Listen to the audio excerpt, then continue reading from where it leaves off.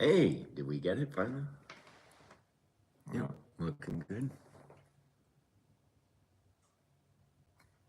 Hey, everybody. Hello, hello. Taylor's finishing up plugging in here. We'll give it a minute or two here, but yep, good to see everybody.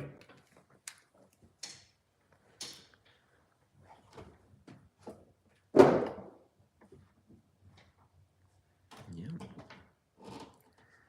Busy weekend out there for everybody, that's for sure. And a lot of things happening. Appreciate you all joining us today. Awesome. Yep, we'll get plugged in. All right. Happy Sunday, everybody. Welcome back to another edition. We've got our, hey, thank you. Shop's coming around. Good morning. Oh, Mom's on here. Oh, everybody quick. Act like you're doing something. Yep, awesome. We got our coffee. And we thought we'd do another one, but we're going to shoot for something a little bit more specific today. We're going to be talking about 200-pound bucks, getting your first 200 if you've already gotten one, how to stack them up a couple more. And Dad's going to give us a bit of a rundown. And once we kind of make it through that, we're going to leave the end up to open to Q&A. So you guys can kind of take it in whatever direction you want to go. And if you have questions still left over, we'll kind of pause in between and get down into the live chat. Morning, Bruce. Good morning, Ben. Good morning, Christopher. Hunt Northeast. What's going on, everybody? Welcome. And we'll give just another minute because people are funneling in. It's gonna be fun. It's glitching. How's can everyone give me like a thumbs up, or how's the service over here? Is it doing all right?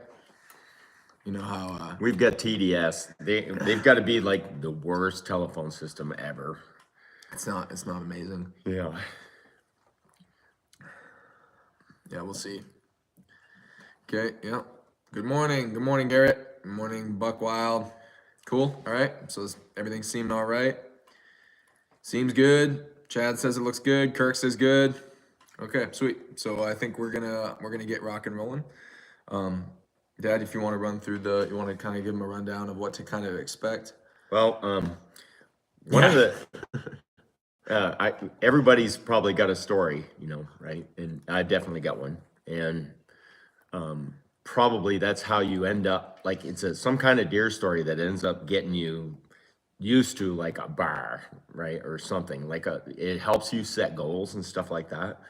And some of them stories, some of the huge deer that I saw when I was young, and didn't have a clue about them, right? Some of those things will definitely change how you hunt forever. And the 200 is just one of those like numbers, one of those goals that helps you start in that direction. And of course, you learn a ton of things from it. There's a philosophy and a difficulty to getting a really huge buck. There's of course always antlers. That's a huge discussion, when it comes to your deer hunting goals and where you want to end up with things. And of course, everybody loves antlers because it's something you can measure naturally, right? And I don't know, there's just a fascination with that goes along with like, the age and how big it is and things like that. I want to talk today a little bit about, what you're looking for to help you discern which is which and what you have, and help you also with some of the disciplines that it takes. When you're 1 hour, this is what I want, and the next hour, this is all you have, right? All of a sudden your goals change and stuff, right? So some of that will be really tough, and I want to discuss about some of that today. And then also let's be realistic about, the possibilities of getting a 200. Like there's a lot to talk about when it comes to 200-pound deer, how it got to be like a benchmark of some kind, especially for the Northeast. And also too, like how it comes together with all the other things that we do as hunters and what it makes of us. Definitely want to talk about that stuff today because there's a lot to that. Myself, I'm just a kid and I'm just learning how to hunt. I'm only with my friends, and their dad and just, Tim and his dad and his brothers and some of my neighbors, we would just like go out hunting as just a total pastime. And it was deer season. It was the greatest thing in the world. We go out there with a 30 lever action that paid, I don't know, $150 for it. Ames, right? And went out and just, ran through the countryside hoping to see a buck or a deer that I could shoot. I didn't, as long as it was legal, I just wanted a deer. So like your bar over time is going to change. And then as you start studying and researching, I ended up reading all kinds of books. And one of the mentions was in especially magazines, like the Outdoors magazine, newspapers were a big deal. Outdoor newspapers were a big deal when I first started. That was how everybody communicated when it came to hunting locally. And then, of course, you had like Field and Stream and all the big magazines that you looked at when it was a national kind of thing. And they hardly ever talked about pound weight thing in a national magazine. They never did, but locally that's all you heard about. So I got brainwashed from the local stuff quite a bit. And of course that'll apply to you wherever you are, whatever's going on locally, whatever's possible locally. And of course a 200-pound buck in Barrytown in the middle of Vermont with like every brown is down attitude of every hunter in the world, there were no 200-pound bucks kicking around because they just didn't exist. So it was a far off thing, and I didn't really pay much attention to it when I was real young, and I just wanted a deer, right? And then over time, as you get a little bit better at it and stuff, you change in what you're looking for, and of course you end up developing a philosophy through your experience, what you learn and what you hope to do by setting goals. And one of the goals later on, when I saw a 235 hanging, and I walked up that thing and I looked at that and I'm like, wow, is that thing huge? It was double any deer I'd ever seen before. The thing looked like an elephant hanging there, and it was amazing. It was amazing, right? And I was like, man, I didn't know that they made deer that big. It was so awesome. And then, of course, when I really started searching and researching about 200-pound deer and started learning and paying attention to what everybody, the information I could get at the time. And I didn't even worry about it until I started going to the land where it was possible, right? And as soon as we went to Maine that first time, and the 200-pound thing wasn't even in my brain. I was just like, I want to go to another state and get a deer, right? If I saw a spike, he was going to get it. And I just got lucky and came onto a pretty reasonable track, and then another even bigger track, and Tim took that. And I know I've told the story a bunch of times, but at the end of the day, I ended up meeting him, and this was that first one good big buck. There he is, all those years ago, right? And I want to say he was just over 200. And when we got him to the store and we backed up to the scales, and the little old man at the check station up there in Rockwood, he says, "Ooh, that's pretty close. It's close. We'll see." And I'm like, "What is he talking about? It's close." And then when we slid the scale over and we got to 200, and he says, "Well, it's more than 200," and he bumped it over a little bit more. Nice. I was all of a sudden, "Oh yeah, that's right." Like, yeah, this could be 200. And I was so in awe and so in shock laying there watching that thing lay there that I was like, wow, that is amazing. And I was even more ecstatic, afterwards. It was like an extra boost I hadn't even been thinking of at the time. Now, I didn't do anything fantastic. I was just deer hunting, and I walked up to the thing, and I knew it was pretty good size. And then when I shot and I filled the whole scope, and then I went around the corner and got up to it, and it was laying there looking at me, and I was in shock and awe, and I'm looking at it. I like, this needs to be in a magazine, look at the size of that thing. I'm on cloud nine because that was just like the most awesome thing. And I didn't know, I didn't know they existed that close to me in my world. They were always something that was way out there, like elephants or polar bears that are way out there. You don't expect to see one today. And just like that, I wasn't ever expecting to see a deer like that. And when I looked at the track, I didn't think it was anything awesome. The other one was definitely bigger. The one that Tim took was a really big buck.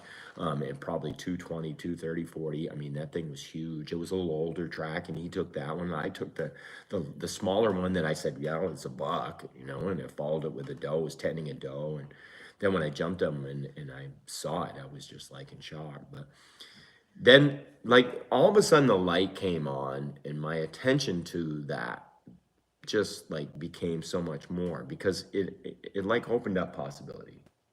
I understood it was possible. How old were you? Ooh, boy, I'm not sure. I want to say that was. It's on the back of him. Is it on the back of the It buck? might be on the back of the On the deer. Yeah, it's probably on the back of the deer. That had to be like 1988, 87, maybe somewhere in there. Yeah. So, you know, you guys are real small. I don't think you were even born yet, probably. So it had to be, you know, In quite a while yeah, ago. 1987. I wasn't even close to being Right, born yet. right. So, you know, that, and it was good for me. Of course, then that became sort of a goal, and it also became a reason to look around. And as soon as I came back to Vermont, I got back here and I start looking around, and I have a whole new attitude about what could be possible here. And it changed me. When you get that real big one, it changes who you are. And that is the real point of it. It's not so much you possessing the thing as it is like what it does for you. And it changed my perspective on things, how I looked at it, and what could be possible. And so I started like running through the Vermont landscape looking for something that was equally as or close to equally as impressive as I could. Oh, yeah. And I didn't mind letting small things go anymore. Like all of a sudden it changed, even though I shot plenty of smaller buck after that, but like it did change me. And it symbolized a change in my life. And that part was pretty important. And I think we don't want to lose that. Yeah. The It was like a philosophy change. yes, and it also it not only gives your changes what your perspective on a buck that's worth chasing is, but it also gives you something to shoot for that is a little more tangible and trying to find a buck that way.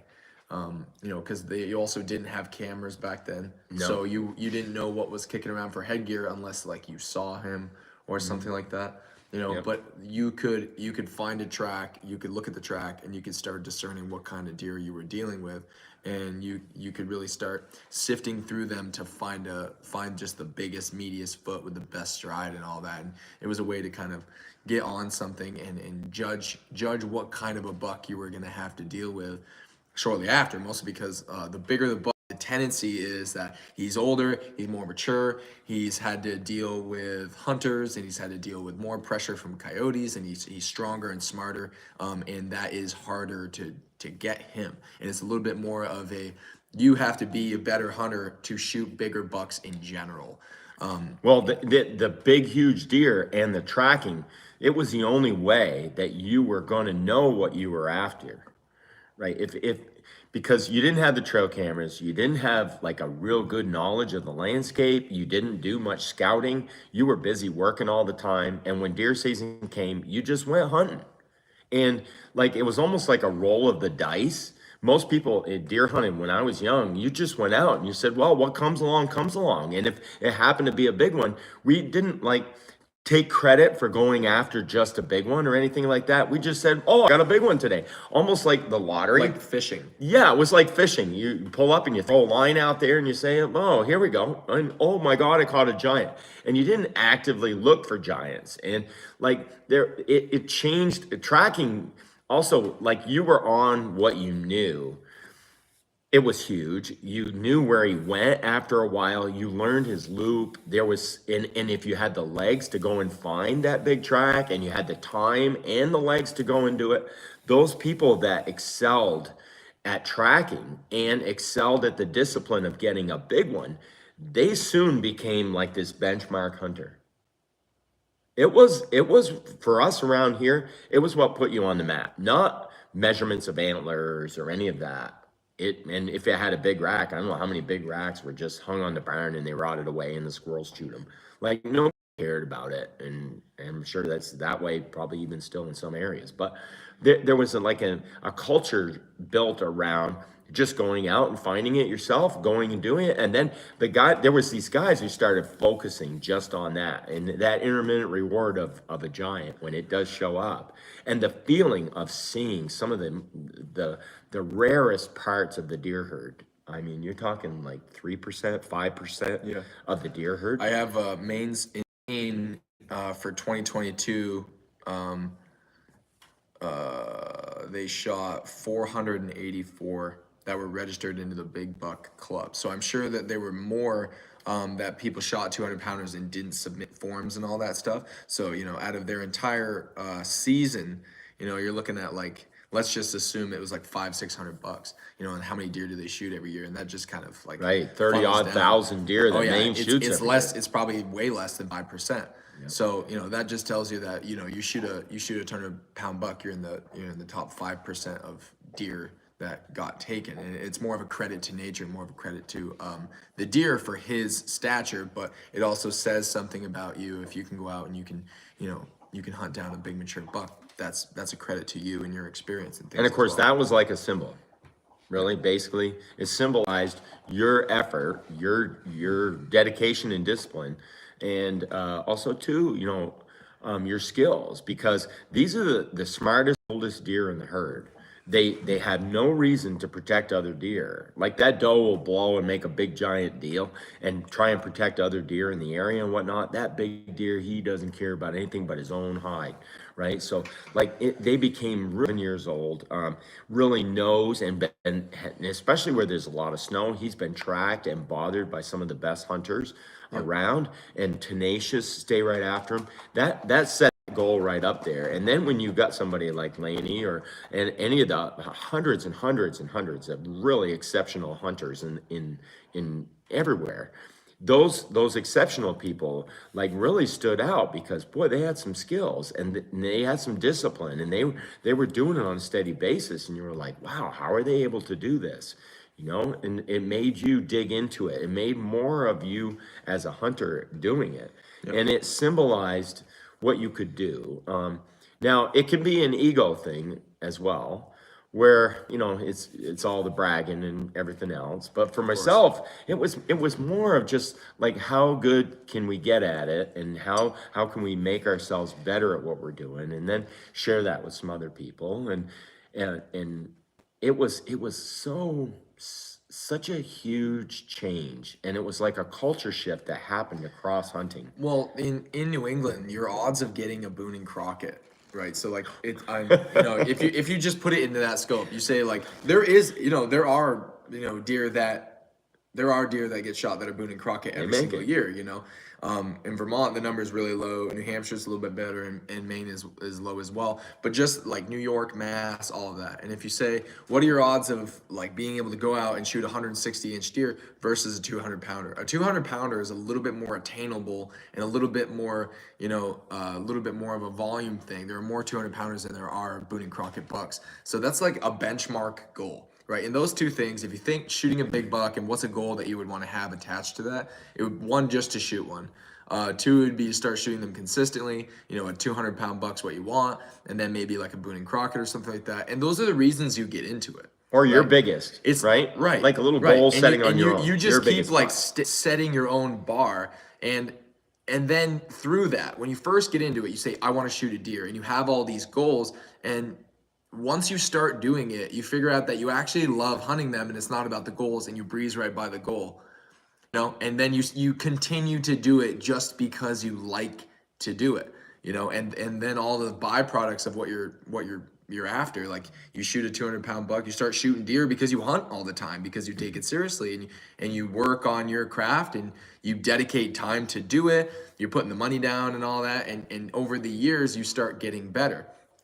I love the part of it where I go out and I'm assessing the learning of which is a really big one and which isn't. Like, I don't know how many clown-footed spike horns it takes before you start saying, oh, that's not even 150 pounds. That's 130 pounds. They can still trick you, though. Right. See, some of those things, it made me such a good reader of what was going on the ground, because I saw so many of them that weren't what I was looking for. It took like not only that big, wide, huge, you learned what really big was. You also learned what medium was. You learned what small was. You learned the attitudes and all those things. That setting that goal changed not only what I would, eventually shoot for in the end, but it also changed how I learned things. And the learning curve of that was so much more than anything else that, like, it was so worth it. Now, of course, when you set a goal, even if you don't get it, at least your aim will get better.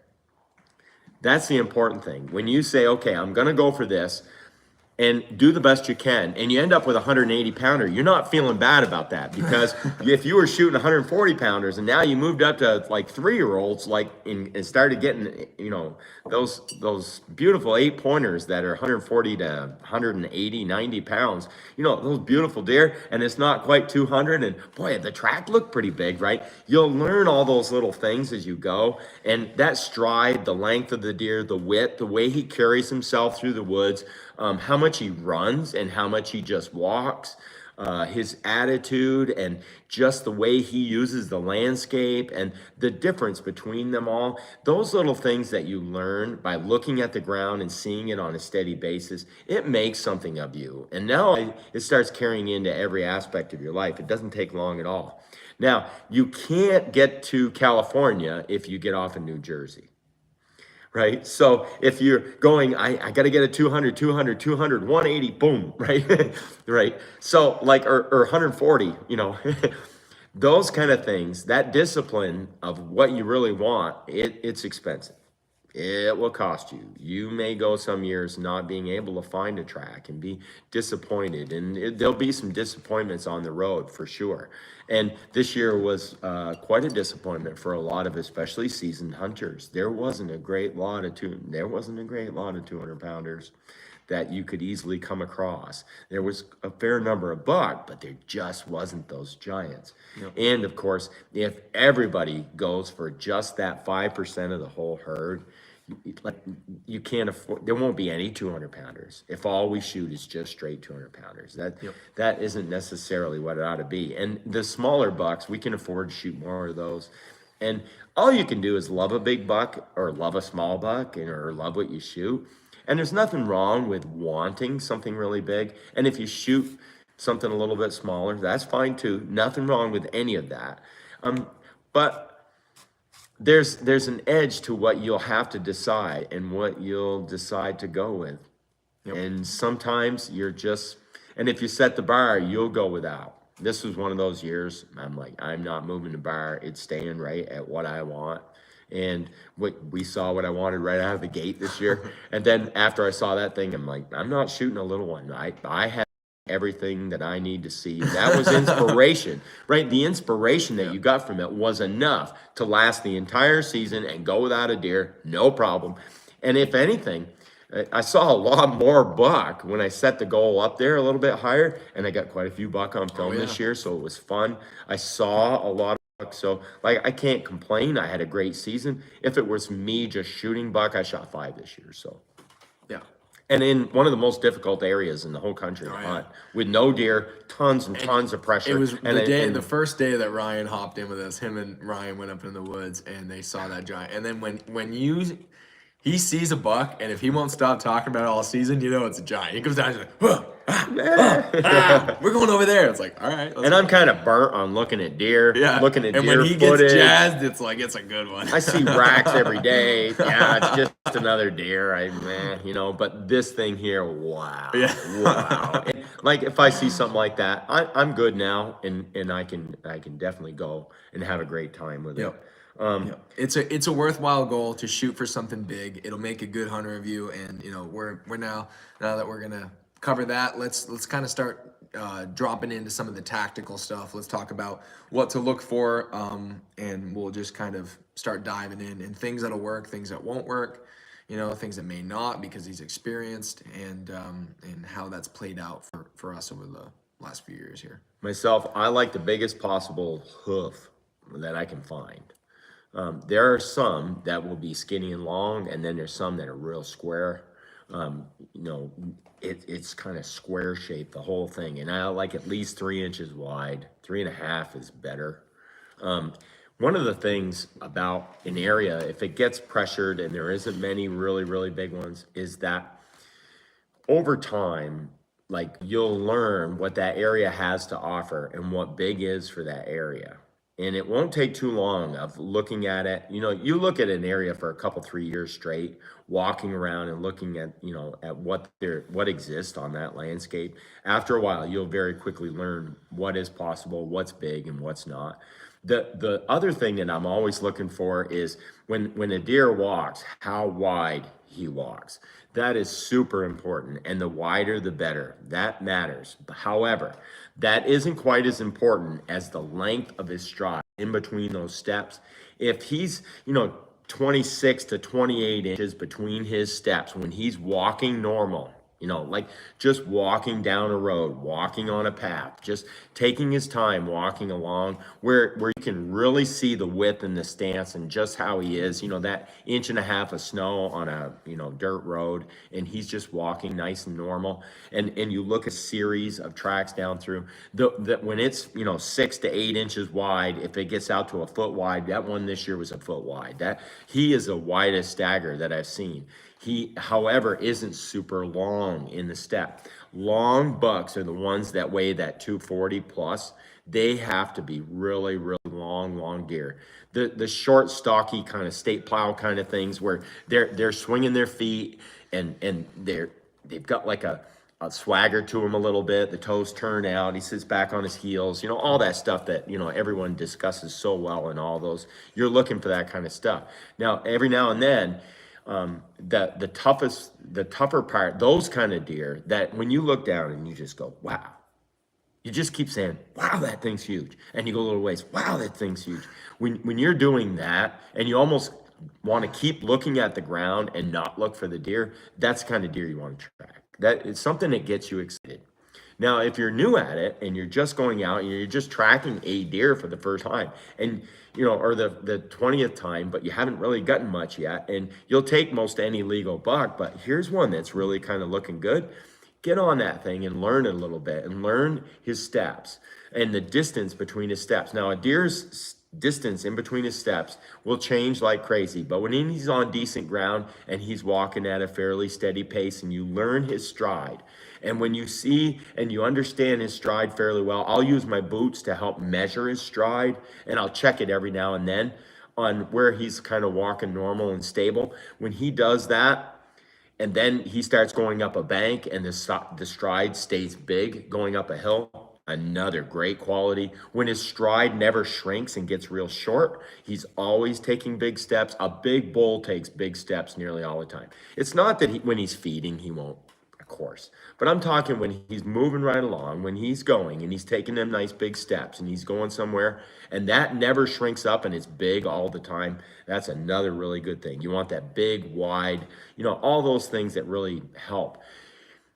It has to be exceptional to go way over 200 pounds. And those are pretty rare. And there's not a great lot of them. Laney was in here the other day and he's like, man, there's no 200 pounders. And I'm like, yeah, I know. Because you set the bar up here 40 years ago, right? 40 years ago or more, his dad, this is what a giant is. Yeah. Well, everyone wants to go for that. And when you're all hunting this little tiny portion of the herd, it's going to be tough to keep many of them around. If you let them live, you've got a chance of them growing a little bit more. And it makes sense to let some of those bucks go a little bit. And some of those 2.5-year-olds even, when you pressure them and you put the boots right to them, they're better deers in the long run. They are just smarter. That extra education they got, and very quickly they'll turn into legends. Like they'll smarten up so fast. Deer are such fast learners. It's been amazing how to watch some of the deer that we've had over the years, how they've turned into really exceptional deer that are on it. Boy, they don't miss a trick. And some of them legendary bucks, those are some of the ones I now want to chase those, right? Those are the ones I want to go for. And some of the best stories have been along those. You know, if you said, okay, what was the greatest video of all time when it comes to deer tracking? I I gotta say that Lanny's waterfall buck, him chasing that thing and shooting at it across the river and all the jumping and the running and all they went through to get that deer, that kind of epic chase, that is just a phenomenal thing where, you know, it was man against deer and they were both doing it really hard and giving it all they had. And that passion for that, the size of him and what he was and what you went through to get him and the adventure of it all and the fantastic scenery and what it was. That was just like that to this day. That's still like probably my favorite deer hunting video ever. Just because of that. And I can just remember that clink clink, you know, and that proving the brass coming out and the smoke rolling off him and his barrel, the steam pouring off his barrel, and he looks at Tom and says, "What do we do now?" You know, that is just like that is the epitome of deer hunting. And I've been so lucky to be able to do that so many times and some value. For me, it seems to have a little more value than the antlers, even though the antlers are awesome. I love horns. Horns are great, but deer was like, and the kind of pepper that deer had. I've met some deer with some pepper. My God, running son of a guns, you know. And they taught me so much, and they learned, I learned, and it made a lot of me, and I have to give back my appreciation to them because of that. I'm putting them patches on the wall because of what those deer made of me, and it was so good for me. And I'm part of them. They are not part of me. You know, that's the way I feel about it. I don't know how you guys feel about it, but that's kind of the way I see it. And it's not so much that I'm some kind of fantastic deer hunter because I'm certainly not. But I am willing to share everything that I've learned through my experiences because so many people did with me. You know, to give back not only to the deer, because the deer need the hunters as well. The hunters and deer, that's a relationship. They both need each other, you know, and it's important to have that. And I've been so thrilled that so many people want to do the same thing and they want to get to know and love the deer, which will be an avenue to getting and knowing the world and getting to know yourself. And then getting to know, when you know yourself, now you can get to know all the people of the world too. And it makes you more well-rounded. When you talk to Lanny or you talk to Joe Donito, you're talking to quite a few really big old bucks. They became those fellas. It's amazing. It's been awesome. So if you're not sure where to start, right, and you want to find a big buck, right, how would you go about doing that? Go find one. Where are you gonna look? How are you gonna look? What's gonna be your starting position essentially? Well, if I don't have snow, I'm going to look for fresh dirt and I'm going to look for a big track in the dirt somewhere, whether it's on a runway, whether it's in the woods on a scrape, whether it's in a logging road or a dirt road. I'm going to look for a track somewhere. I want to see a big, huge track. That's one of the things, like, that's also my programming, right? Running home to mama. That's how I learned to find big bucks was to go look for big tracks. Like anywhere, anyhow, just fine. If I saw one big, huge track on a runway in the woods somewhere, I'm like, there's a monster here. Now I'll start circling looking for sign. Sign was the next thing. Go looking for sign, right? Signposts, any amount of big, huge deer activity where there was lots of runways or stuff like that. Check those main areas of tons of deer activity. Look for more big tracks there. If there wasn't any there, check the downwind side of all the activity for the big buck to be over on the side somewhere. A lot of big bucks don't necessarily travel right on top of where the smaller deer do. So that's definitely a thing. And then, of course, as soon as the rut gets going, and if there's any amount of snow on the ground or anything like that, now I want that. Just find him where he was that day. If I can come across him now, I'll narrow it down and go from there. I don't do the trail camera thing. If I did, that's still where I'd start. I'd go find a big track someplace, put the camera wherever that big track was, and start looking that way. Do you find that in your experience, bigger bucks will spend more time away from other deer in the early season and late season? Do you find that's the case, or are they kind of in the thick of it like some of the smaller deer are? I'm sure that they want to be someplace where they're left alone. They're more loners for sure. The rest of the year, probably. They'll be off to the side of wherever the main deer activity was be, which is kind of normal as well. I would think they like a big giant bull. He hangs back behind all the other moves, and if something happens with them, he's on it and he's out of there. Use them as a warning system.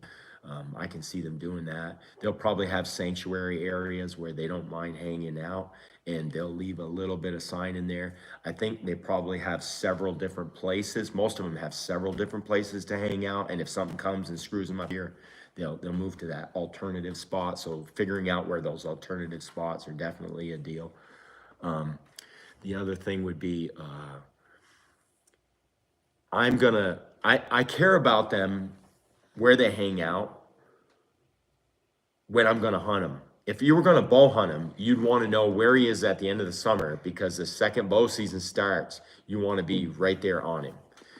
If you're gonna hunt him during the rut, like during rifle, then I only care about him where he is in the fall and what he's doing. The rest of the time, I don't care. I can't hunt him then anyway. Where he's living, what he's doing doesn't matter. The only thing that matters is where he is during the season when I can shoot him. That part of his territory he's using and making use of, I want to know where that is at the time. I don't care where he shed his antlers all that much. I care about it the rest of the time. I just want to know where he was during the season, and then try and be on him in that area during that time. And of course, if I ride around and I find, oh, he crossed the road and here's some snow and he's in this patch of woods over here, okay, now I can look at the whole patch of woods, figure out the nastiest, steepest, thickest, wherever things are, and then be on the downwind side of that and now hunt that. That's just what I would do, especially if I couldn't track him. I'd say, okay, he's in this block of woods. This is, where I can hunt in this block of woods, and this is the thickest, nastiest part that connects to another big, thick, nasty part I might not be able to hunt, but if he comes through, this is where he would end up. Pinch points, get in there and hunt the best you can. Yep. Northeast here. He's got something about 5 inches of snow. The ankle portion above the hoof can also be a great indicator. Which is the dew claws. Surface. Yep. You guys are having a little bit of audio trouble. Yeah, sorry about the audio, guys. We're working on that. Some of the ankle kind of landing stuff will vary like crazy from deer to deer. How they walk, how they throw their feet down will vary quite a bit. How much it's towed in or out, the length of their steps, the distance from the dew claws. With more speed, it's going to be that way a little bit. When they're running, they're harder to assess for sure. But if a buck has like big, bulky ankle, wide dew claw kind of thing, I love to see that. The wider, the bigger, the better. 100%. That is you can count on that as being something pretty important. Yeah, guys, I'm gonna switch to. I'm gonna add the wireless. I'm gonna change our wireless. How is the audio getting any better, guys?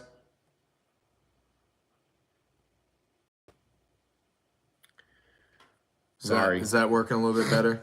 I know it'll probably take a minute for you to reset my app. Audio is good. Okay, everyone's got good audio still? Give us a thumbs up. It's a little spotty. The way the weather has been, sometimes the snow just isn't possible, or you live in a place where the snow isn't possible. The next thing to go to is dirt, right? I'm looking for fresh dirt in an area of any kind. There's something about new dirt. Every critter in the world has to walk right through it. And like turkeys will run right to a fresh new dirt spot and walk right through it. So any place that there's puddles, there's soft ground along a brook, any of those spots, if I want to scout a spot, like say it's just a medium narrow valley with a brook going up it, and it runs for 3/4 of a mile up around towards a mountain, and I can hunt this valley area. One of my first normal scouting missions is to just walk right up the brook. I'll take that brook all the way up through there, and I'll look for wherever runways would dump down and go across it, where the deer are crossing that water. Because number one, it's soft. There is dirt around the brooks, right? There's a chance to see tracks. You can also see if a lot of deer have been using different runways and crossing that water. It'll cover your sound some, and a lot of times I'll walk up through there. Next to a brook, a lot of times there's little plateaus, and they can have, like, say you had a little flooding during the summer or the high water, and it made some softer silt all along it. I'll be checking that silt. I'll be walking along the edge of a swamp, any place where I can find deer tracks in the mud, in the grass. I'll go, I can't stop being a tracker. I'm looking down at the ground all the time. And I don't know how many times I went up a perfectly hard dirt road and I couldn't see any deer tracks driving up it. And then said, well, I'm gonna walk back down because I hunted an area. And then as I walked down, I saw a brand new, barely visible, huge track right on top of the dirt. That buck had crossed, within the last 24 hours. And there was that one really nice track. And if I hadn't been walking it, I wouldn't have seen it. Right. So, and I'm like, well, he came out of here and one in there. There is one here, right? Give me something to start with of some kind. And then now I can start saying, well, if he crosses here and he goes from here, what's on that side of the road? What's on this side of the road? Where would he likely go? And then look at the forest and the terrain and say, well, he'd probably go this way. Go out through there. Oh, there's a runway. Oh, here's a scrape. Oh, there's a whole series of scrapes. Here's some bedding, rubs here and there, old last year rubs, anything like that. And start stringing the sign together by just being in the woods and looking down. If I go into a chunk of woods and there's no snow and I'm just out walking around, and say it rained for a couple of days and the leaves are fairly flat, it's stick season. All the leaves have fallen off the trees. The rain has squished things flat. Say even you get some snow and then it melted and now the snow's gone and the leaves are flat. If I look down and I can't see deer tracks where I am right now all the time, I'm in the wrong place. I'm gonna move. I want to be standing on top of deer tracks all the time. If you went moose shed hunting and you were gonna go out and try and find some moose, you want to be standing on top of moose tracks. If you get in any chunk of woods and you're looking for moose and you look down and there's no moose tracks, you're in the wrong place. Keep going until you find moose tracks. Now start going up them and down them. Start hanging out on top of all those tracks all the time. The tracker in me just can't leave that alone. Even if it's bare ground, I'm still looking down and I'm looking for something to say, okay, at least there are a few deer here and I am standing where they go. Yep. I can't stop doing that. We kind of like take the method where if we're looking for a big buck and we got quite a bit of land, because you guys know that we hunt pretty large parcels. We look at the land like you look at your house when you're looking for your keys. We go room by room, right? So we say, let's take this block of woods. We all go in and go, and we all do our own thing and we start looking around. And then when we come back at the end of the day, we're like, hey, did you see anything? Did you see any buck sign? Did you see any tracks? What's the activity looking like? And it's like, well, there's old stuff, but nothing new. Old rubs from last year, the previous year. It's like, okay, that might be a place where they hang out later in the season. Let's go to another block of woods, right? I looked in the kitchen, no keys. Okay, let's go over into the dining room, look over there, no keys. Oh, here's mom's purse. All right, so this might be a place to start, right? You kind of like make a sort of a grid system where you're hunting and go block by block and just kind of work the downwind side, start looking for buck sign. And often when we just go out for a walk and check a new area and just let our feet take us somewhere, we find sign. And that's how we actually scout during the season. We just go out, we go still hunting, but we kind of move right along throughout the day because we got ground to cover, because we need to sift through the woods to find that big buck or to find some buck sign. You have to go because you can walk 50 yards past a giant rub or a giant scrape and not know it. Yeah, right. You could be walking right around it. So we put a lot of, because we don't do much for preseason, we don't use trail cameras or anything like that. We really have to put some miles on, and the woods are so dynamic and changing all the time. And it's land that gets hunted hard. You guys can go hunt where we hunt, right? That's the kind of thing. You have people that travel from all over New England to go hunt the exact same patch of woods that we do. Everybody hunts there. It gets snow first, right? So a lot of people are in there hunting. Bucks, there's not a lot of bucks that stay from year to year. They might come from different areas. The woods get cut, things get changing. So in beginning of season, We start dicing stuff up into grids. We say, let's pick this area. Let's go. We all hunt and we all walk around. It might be a 5 by 5 mile area that 3-4 guys are in. But if you walk throughout the day, we can learn a lot about what's happening in that patch of woods. And if it's dead and there's nothing going on, it's like, well, they might not be here yet. Let's go someplace else. And kind of divide it up and then just keep narrowing down the patch of woods. And eventually you'll find out what's there. And that'll give you a good idea of what your woods have got for you. You know, Glenn says, how do you combat feeling overwhelmed? Make sure that you're not pressuring yourself, right? It's easy to say, okay, I'm in this big chunk of woods. I'm going to go get her done. You charge out there and you start looking around and you're working at it a little bit. And then you're not seeing the evidence to go with what you're hoping for. And then it doesn't take too long of charging around through those woods and we're not really coming across anything and you start feeling bad. There's a huge amount of pressure that people will put on themselves. And they also too, I found, especially taking new people out to big woods, and I did this with the boys when they were little. They, at first, when they went out with me, they're like, yeah, Dad will just show me, everything's okay. I'll just do whatever Dad says. Right? You guys, right? Yeah. And we would get out there and I'd say, well, let's just go over here and let's just go over there. And let's try right up in here. This is usually pretty good. Now, I would bring them to spots where we were almost guaranteed to see something because I'd spent so much time circling and I got to know those woods a little bit. And then every now and then, I would take them to places that I'd never been before. And we would go out and explore together. And of course, we were using the shortcut of my experience because I'd been doing it a while. Experience is one of the other things that does help you with the getting discouraged part, because inside your heart, you know, I can do this, right? So it's easy to start saying, I can't do this. And that'll sneak up on you. You're out there doing it, and it'll sneak up on Exactly. When you're out there, let exploration and curiosity be the fuel, right?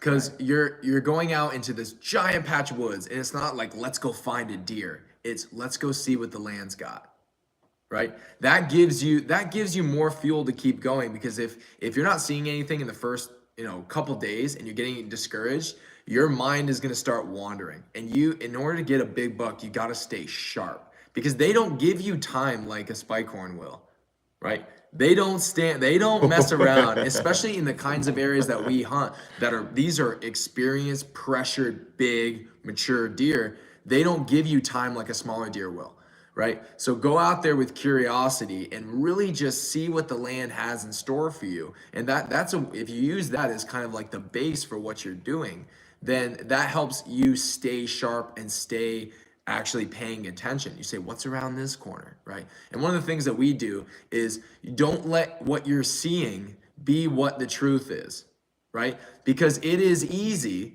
to walk through a patch of woods and say, there's nothing here on a 70-degree day when the deer aren't moving and it's the first day of the season. You're like, there's nothing here. It's like, well, you might be walking right by them. And then you come back the next day and it's like, boom, brand new scrape, brand new rub, brand new this, brand new that. You're like, man, I just missed him. Like, you are on the edge all the time. And keep that frame in mind, right? You are 2 seconds from seeing him. And that's what helps you pay attention. You say, is he over here? Nope. Is he over here? Nope. It's a game of hide and go seek. It's a game.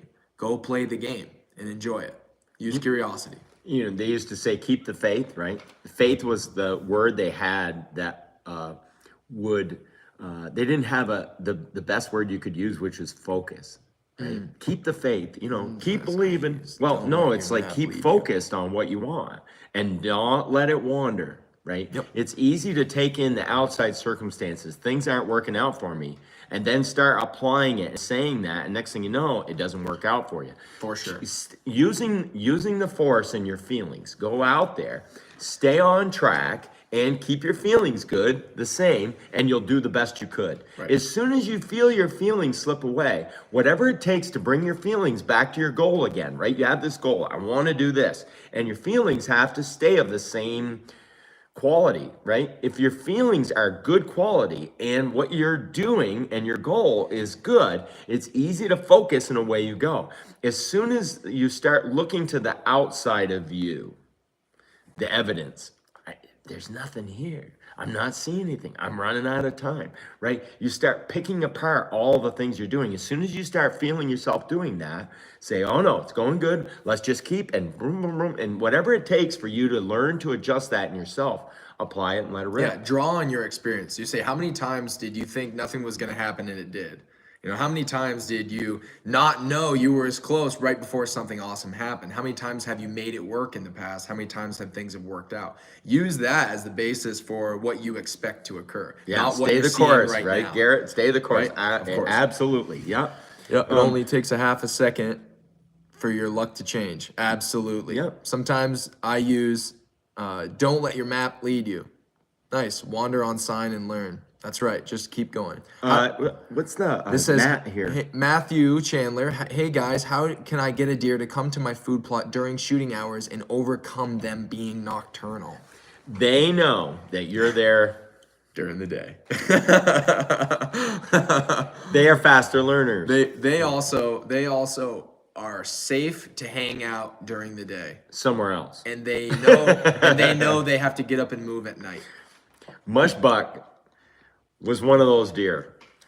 He was a 9-year-old in Vermont, right? And there were food plots on the power line. There were all kinds of blinds and tree stands and you name it. And that buck would go right around this tree stand, right around that food plot, right through here, right through there. He'd come through in the middle of the dark. He'd walk right by the tent 10 feet away in the middle of the dark, but never during the day. And he was a 9-year-old and he knew, don't be here at these times. He was so good at that. If they have you pattern, do something different. You got to stop hunting your food plot, right? Right. It's good, and let him Right. keep. If he's coming to it at night or whatever, Go find him wonderful. somewhere else during the day. Yeah, and pressure him. Time to hunt somewhere Time to else. pressure him. But be careful. It doesn't take much to mess him up, and if you don't have room to move around or be able to work with it, now it's trouble. Yeah. That's one of the better things about the way us using snow and having lots of space is that we don't have to worry about that kind of stuff. It's a lot tougher. This is a hard way to hunt when you don't have much area to go after them. You can't bust them or move them because it'll be out of range and you won't be able to get to it, posters or whatever. Exactly. That is a lot tougher way. This is easy what we're doing. Oh yeah, because we hope for the opposite. Like everybody We wants, wanna get they them want up. deer to move during the day and not move at night. We want them to not move during the day and move at night, right? Because when we're hunting them, we don't want them to be continually getting ahead of us and keeping the gap up. Right. We don't want them to, when we leave, to lay down, stay there all night, and then get up and make tracks all day. We don't want that. I want him to walk all night and then lay down and wait for me to figure out what he did all night and catch him. Right, like it's the complete opposite of stand hunt It's and hard. stuff like that. Oh, Yeah, but what you you guys guys are doing do is is hard. way harder. It way drives harder. me nuts. It's way harder. Oh, It takes yeah. way more discipline. The problem is you when that hunting style, you have to put so much responsibility for the kill on the deer. And that's one of the harder things about waiting for a deer or trying to bring them in is if they don't, you don't have much of a chance. And we try to mitigate the amount of control that the deer has over the outcome of it all. We say, well, if he doesn't want to get up, we'll go get him up, right? If he runs, we'll follow him, right? And we're not waiting for him to make the move because if it's 65 degrees and all the deer are laying down and they don't want to get up and go eat today, and they wait till it's cooler out at night or something, it's like it's over and there's nothing you can do about it if you don't have the land. One of the things you can do is you go find where they're bedding, not where they're eating, and go mess their bedding up, and then wait a while before you go back to your food plot. That's something to think about. More big deer. Do you up see a high lot of big deer up closer to the top or down in the bottom? Well, Maine, that's all there is for woods. Everything there's in the middle, nothing in the big crap. middle. So right where we are, there's no woods eat in the middle. They can be either one. If anything, it's like half and if half. it's like peak rut, a lot of times there's more lower. Down in the garbage, in the really thick, and there's does down there. There's more pressure at the top of the mountain because people don't want to walk in the water. They'd rather climb a little People bit. hate swamps. You can only see 15 yards. Yeah. They're in that garbage. Wherever the woods Last are the few worst- years, they're in the junk. Oh, yeah. down low.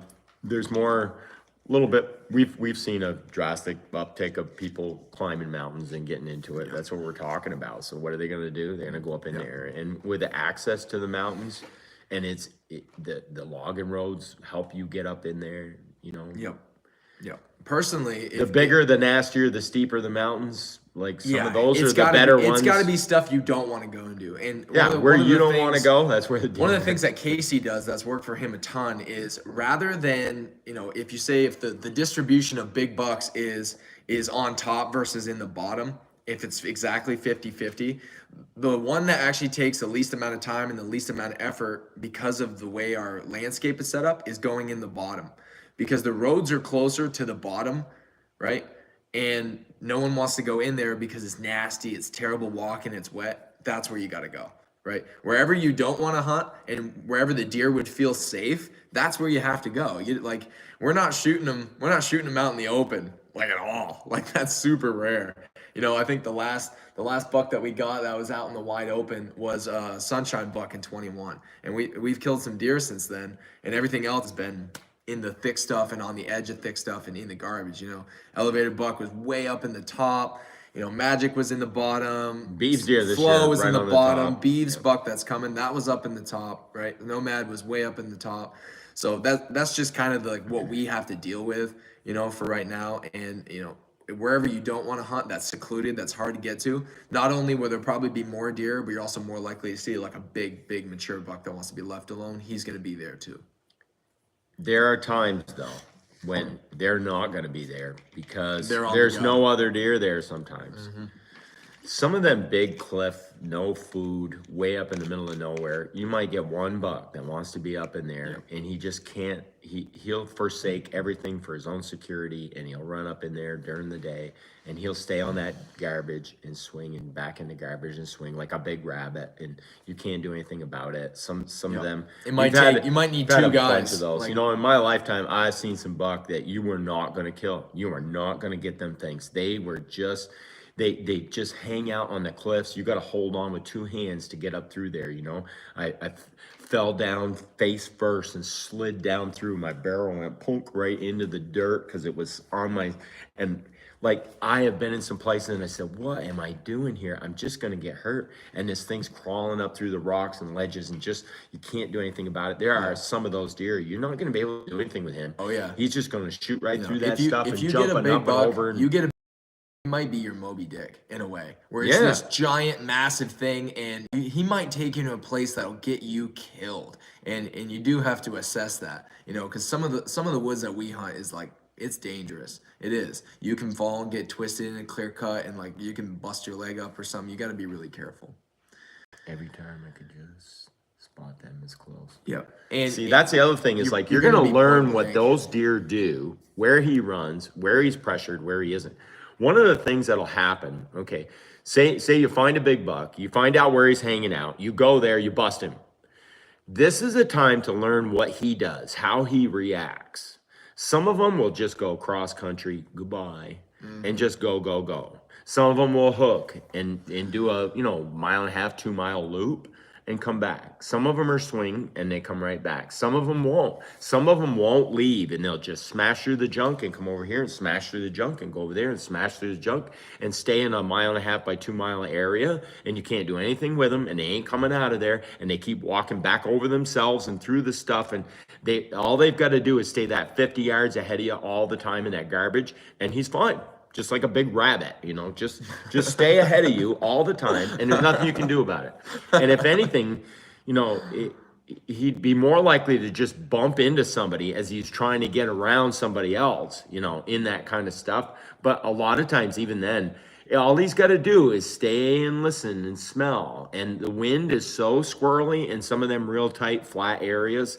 You're not going to get them. You can go round and round and round with them in the same thing. And that mud slopping son of a gun I chased this year, he just in the mud all the time. Just these big chunks of mud laying on top of the snow everywhere he went. And that was a deer. Just ain't going to get that thing. Yep. It weren't happening. Often. Worth a try. When you doesn't get know those he kind won't of make a bucks, mistake. that's where the two of us will team up. That's where he'll be on the track, or I'll get on the track and Dad goes out and does this and tries to swing and cut him. Because when you're in the really thick, dense stuff and you can't get good eyes on him, if he's going out and he's got a pattern, having somebody else go out and hook him, and if he all of a sudden goes, they're over there, and runs on his backtrack, you've got him. right? So that's when having a couple other guys, like having like Dad and I wingman on a deer track and just go get him that way, that's worked a bunch of times. You know, that's super handy. It's because some of those big bucks have tricks and they're in a spot, and when they mix those two things up, you know, it's really hard to gain any ground on them. What kind of woods for cutting a big track? That's hard to tell. You know, that we're cutting them in the same kind of woods all the time because that's just what we have. It's usually the edge of where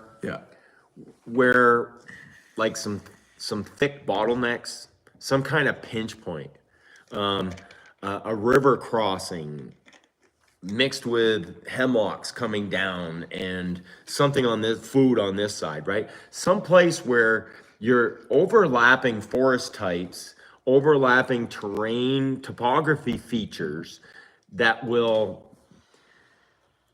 also overlap with hunter pressure. Like if you drive up and you look at a mountain and you know that there's 5 landings at the bottom of it all along. People are all going to be going in from here. There's a big section of softwood coming down with a whole bunch of rock, bony garbage on it. And it goes down across the road. It's really thick. It's wet. And then there's a huge swamp on the other side. Wherever the landscape would pinch down and any hunter pressure would angle deer to work down into another area, I would head to that break in the terrain and the forest type changes in edge, like pinch point. That's where I want to look for big buck tracks. Something where you're taking all those overlapping patterns and saying, here, hunter pressure is one for sure. Thick cover, also too, the grade of the land would aid in them coming down through and not getting caught or being able to escape quickly. Yeah. Like the visibility.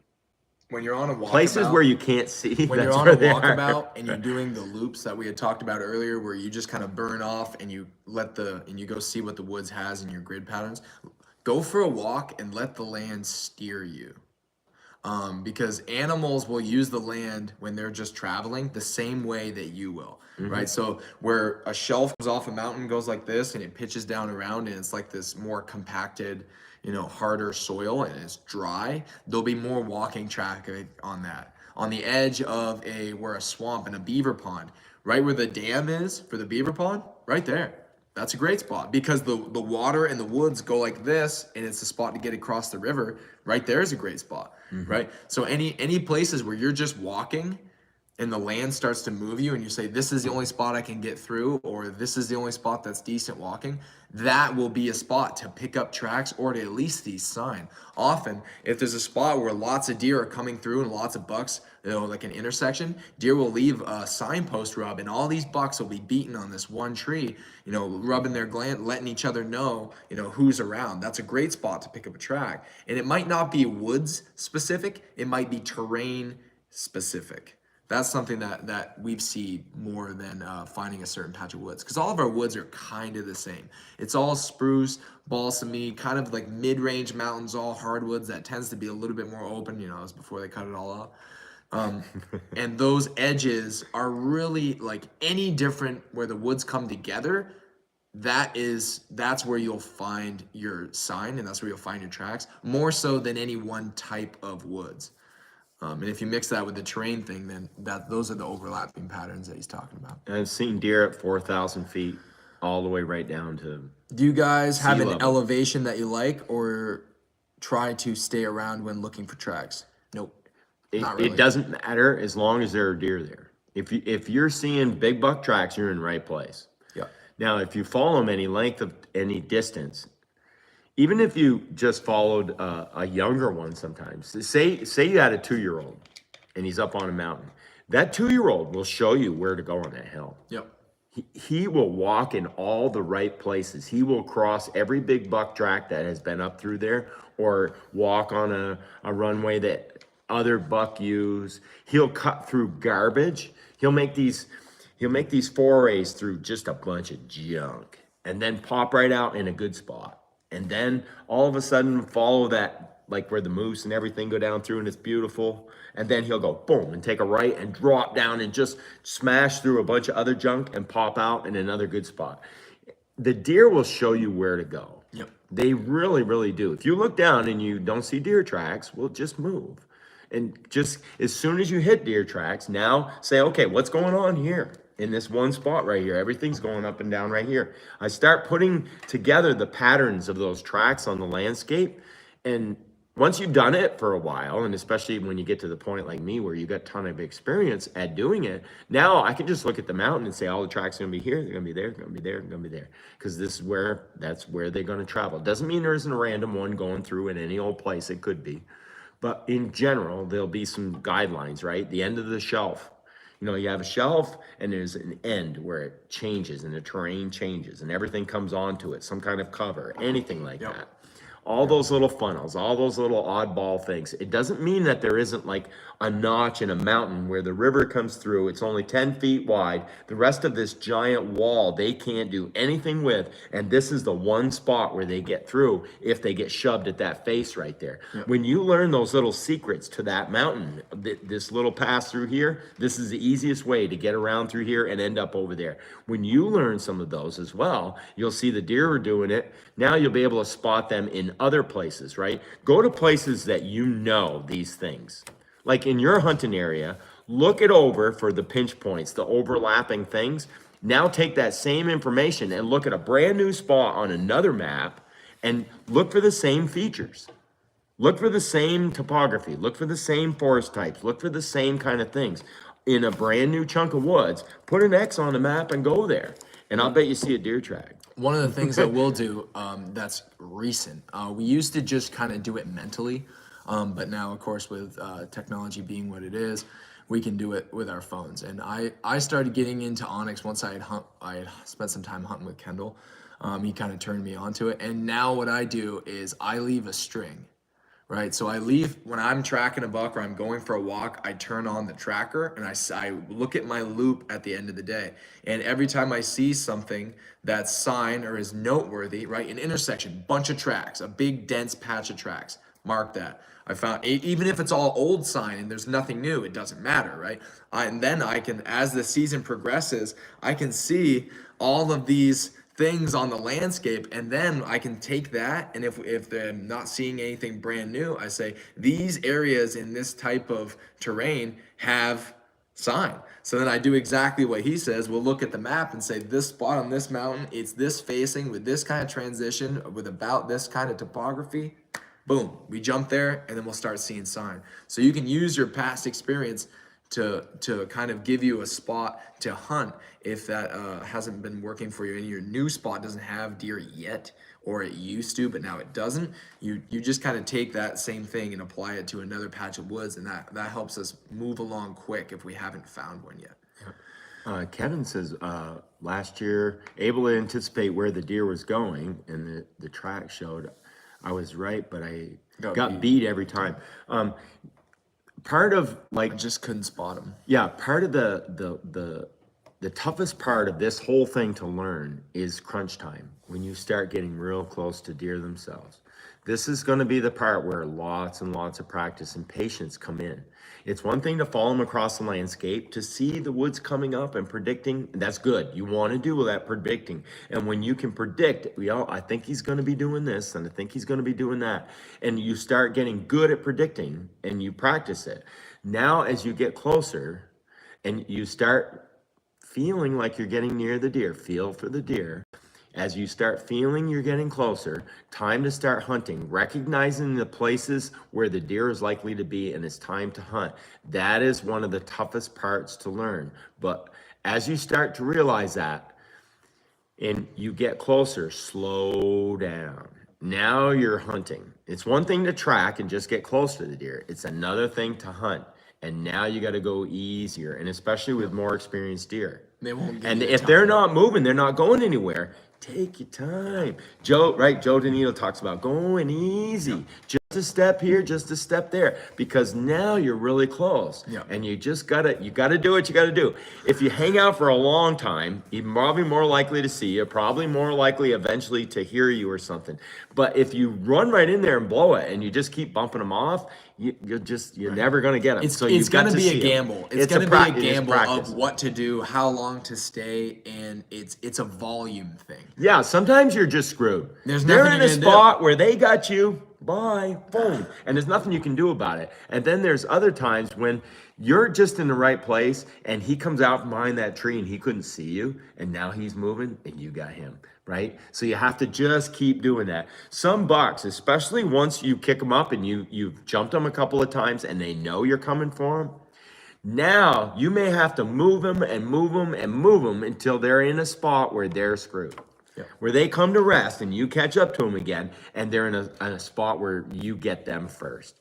And sometimes you're screwed, sometimes they're screwed, and you just have to keep rolling the dice. Just keep moving him. If he's in this tight little spot and I can't do anything about it, good, get him out of there. Kick him out of there. Maybe he'll end up in another spot where you can do something. So you just got to keep rolling the dice. Yep. There's been a bunch of them where I moved them and moved them and moved them, and it might have taken 6 or 8 jumps moving them to other places before I finally got them where I could see them and then close the deal.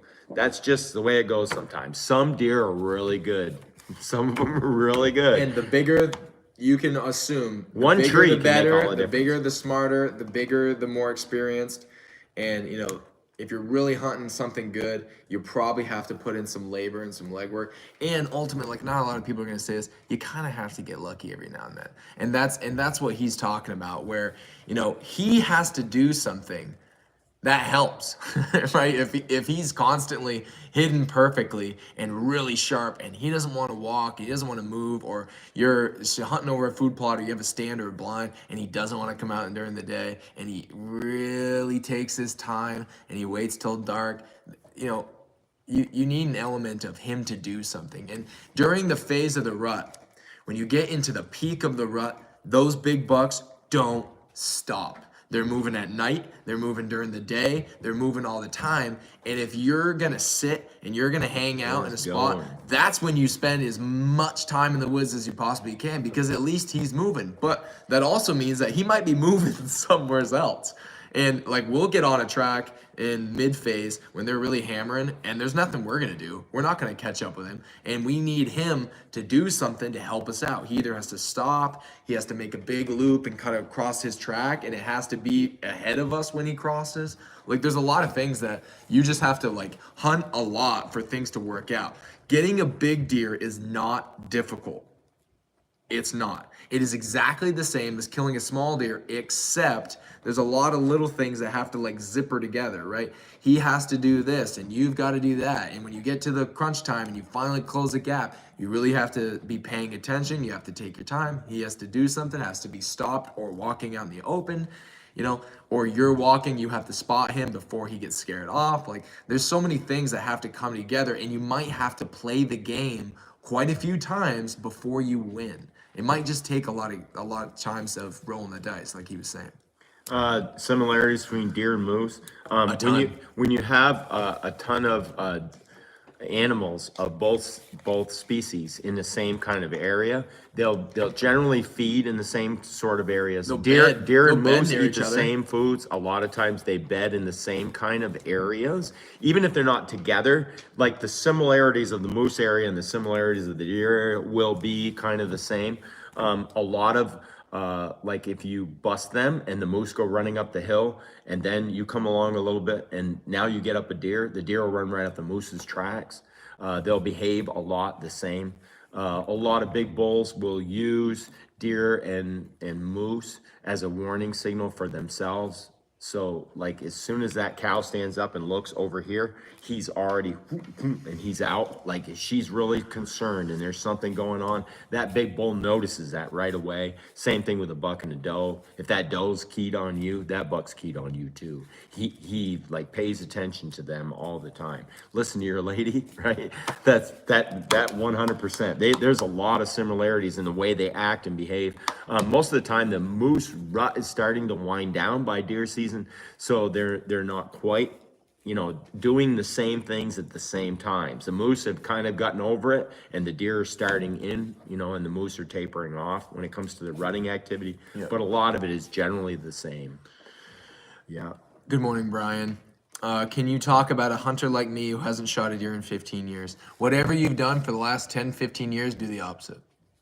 Yeah. If you're doing something like, say you've been hunting the same spot for a decade and you haven't shot a deer, go hunt a new spot. Go do something different. Try something different. If you haven't been putting a lot of time into it, put more time into it. Study your routine. Right. Whatever you're doing, Literally, study that. Like take a piece of paper and say, where do I hunt? What do I do?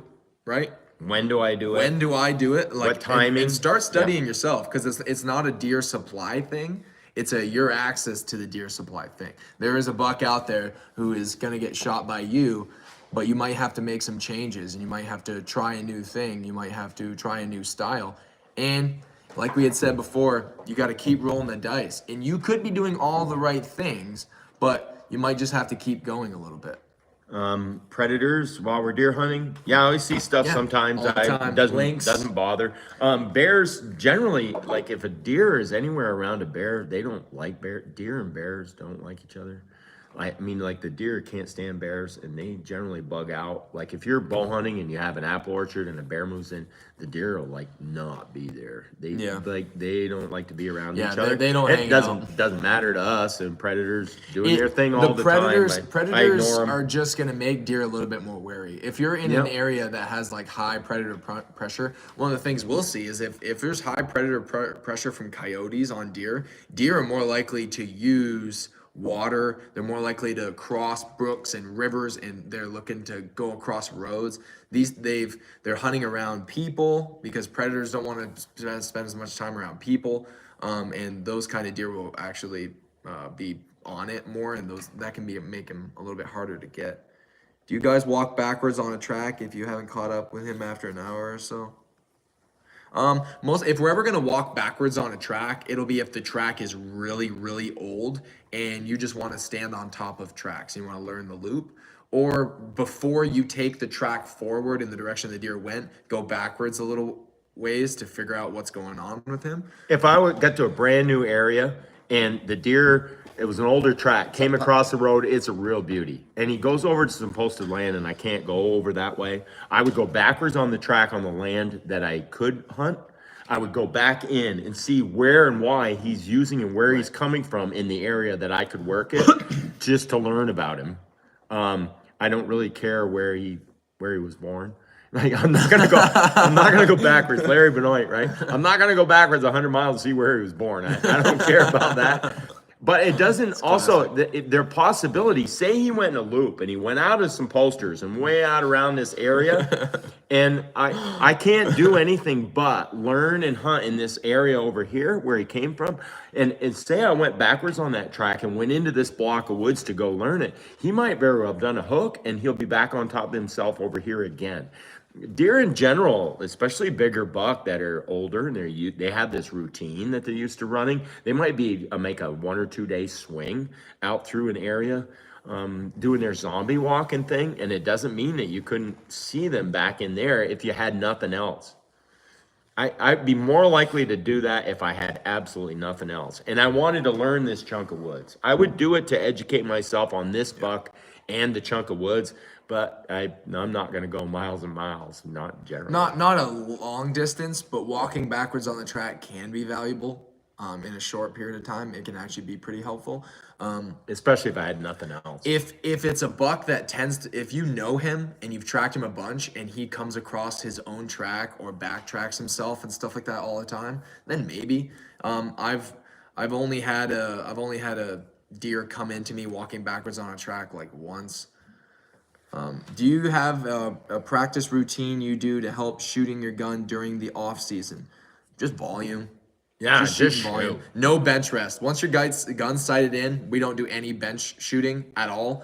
Mostly because that's for us, that's not the situation that we're ever going to be in. If we did more like out west stuff, we might set up bench and we might shoot some more long distance and tweak our skills that way. But lots of clay pigeon shooting, shotguns. Offhand. We shoot trap. stuff like that, but Lot mostly of offhand. Things offhand like that. shooting. Just Yeah. pick the gun up, shoot it. Just Shoot your gun practice. so much you're bored of doing it. Yeah. And then start throwing in, shoot varying distances. Go do like some of the drills where you run a little ways and then you come over here and you do some jumping jacks or something, and then you pick your gun up and shoot while your heart rate's going a little bit. Moving targets. That can be fun. All That that. kind of mixes it up a little bit. Yep. But not really. We just, we're shooting like 30 yards. we're killing deer at like less sub 50 yards. Almost all of them. I haven't shot a deer over 100 yards in like a decade. Everything else has been like right up point blank. Yeah, my record is like 300 yards. I had a neck shot at 300 yards Yeah. in the hardwoods. I laid down prone, and I shot my rifle like crazy anyway. I did a lot of small game hunting with my 7mm, and I used to shoot 300-400 yards on a steady basis, and I saw this buck up on top of the hill. I spotted the doe. I'd been tracking them, and I saw that they swung up around, and I knew I had a pretty good view over here, and I was pretty sure they were on that hillside, and I could see pretty good, and I swung right out around. I saw the doe from down low, and I was pretty good at estimating the distance, and it was about 300 yards up to her up in the hardwoods. I laid down, kept looking with my scope back and forth behind her and in front of her, trying to see where the buck was, and then finally I got my head just right, and I saw the buck, and his shoulder was behind a tree, but he was out and looking down the hill, and I said, well, 300 yards, my 7mm drops about 7 inches, so I'll put it right on his nose, and I'll hit him right about here. So he was standing there, and I, boom, just underneath the white patch, it went in right there, and boom, dropped him right on the spot, and that was that.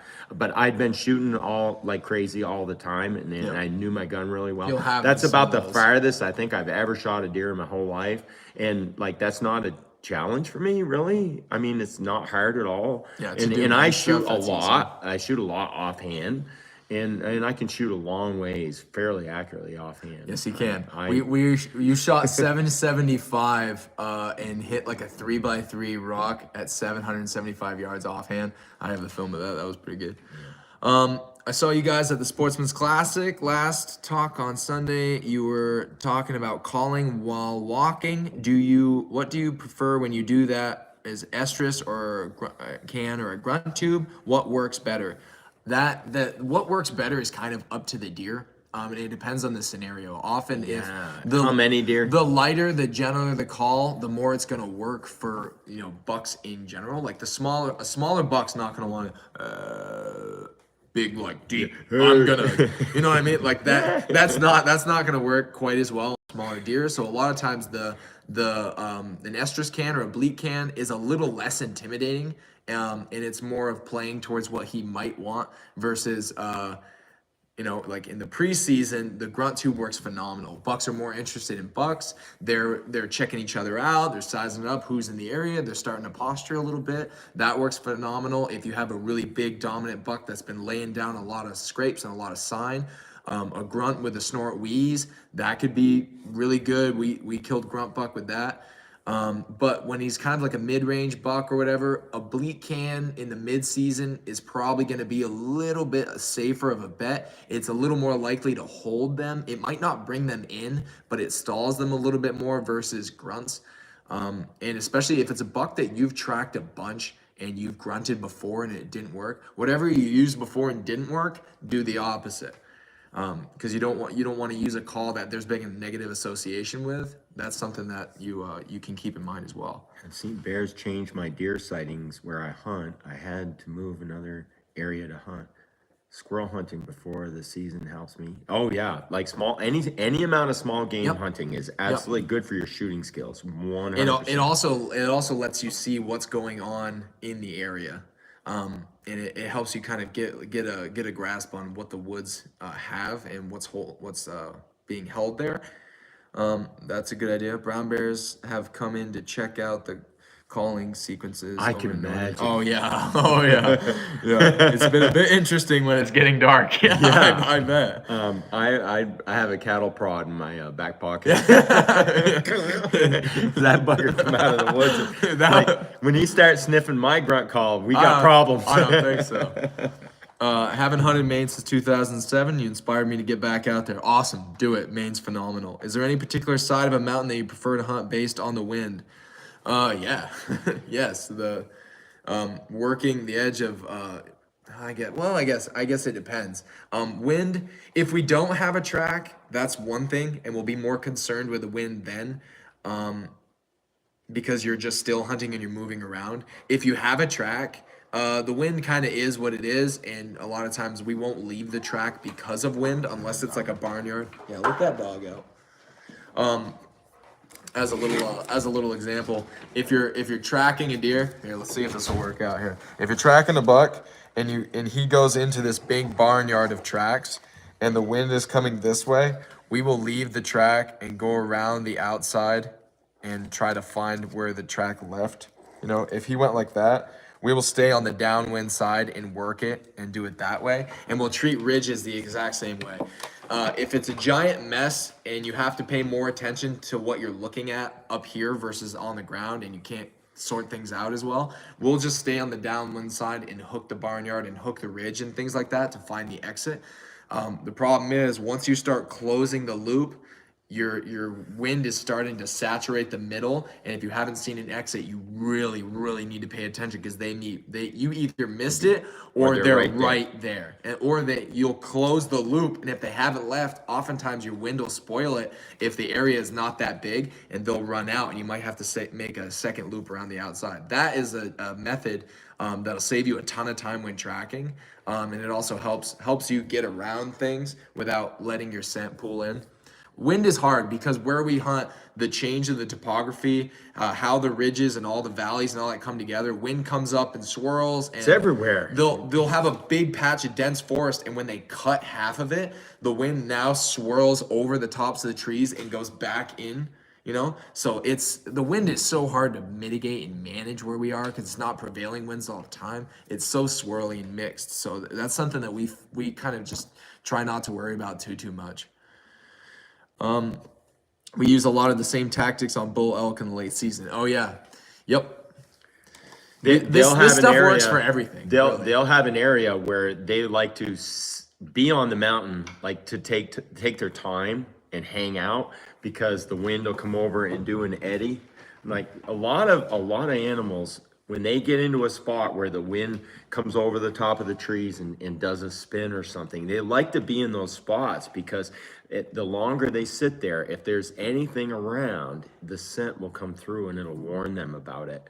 Having a steady breeze going through, and most of the predators come from the downwind side, they know they're a little bit screwed. So having a place where it does this, and it's back and forth and in and out, and it moves some, you're gonna pick up on that. It's almost like the lee side of your house, the smoke from your chimney, boom, you can smell it right off the bat. It's like an instant warning kind of thing. They tend to bed down in places like that. If there's a shelf that's around the corner and the wind comes over the mountain and around the corner and there's this extra spin or the air at that shelf, you know, where you set your tree stand and how you get it back away from that eddy so that it doesn't spoil things for you, or where, you know, how it comes into your food plot and the way the wind moves in your food plot. All those things matter like crazy to where you're going to set up and how it's going to behave. And there'll be some days where it'll be super unpredictable, and then other times when it's not an issue at all. You know, most of the time, like, it's not going to matter too much, as much as like all the other patterns, the pinch points, the other hunter pressure, the rut activity, all that stuff probably matters way more than what's going on with the wind. Side question, not to get off topic. What is your lead time on deer heads? Hard to find anyone with quality in Maine under 2 years.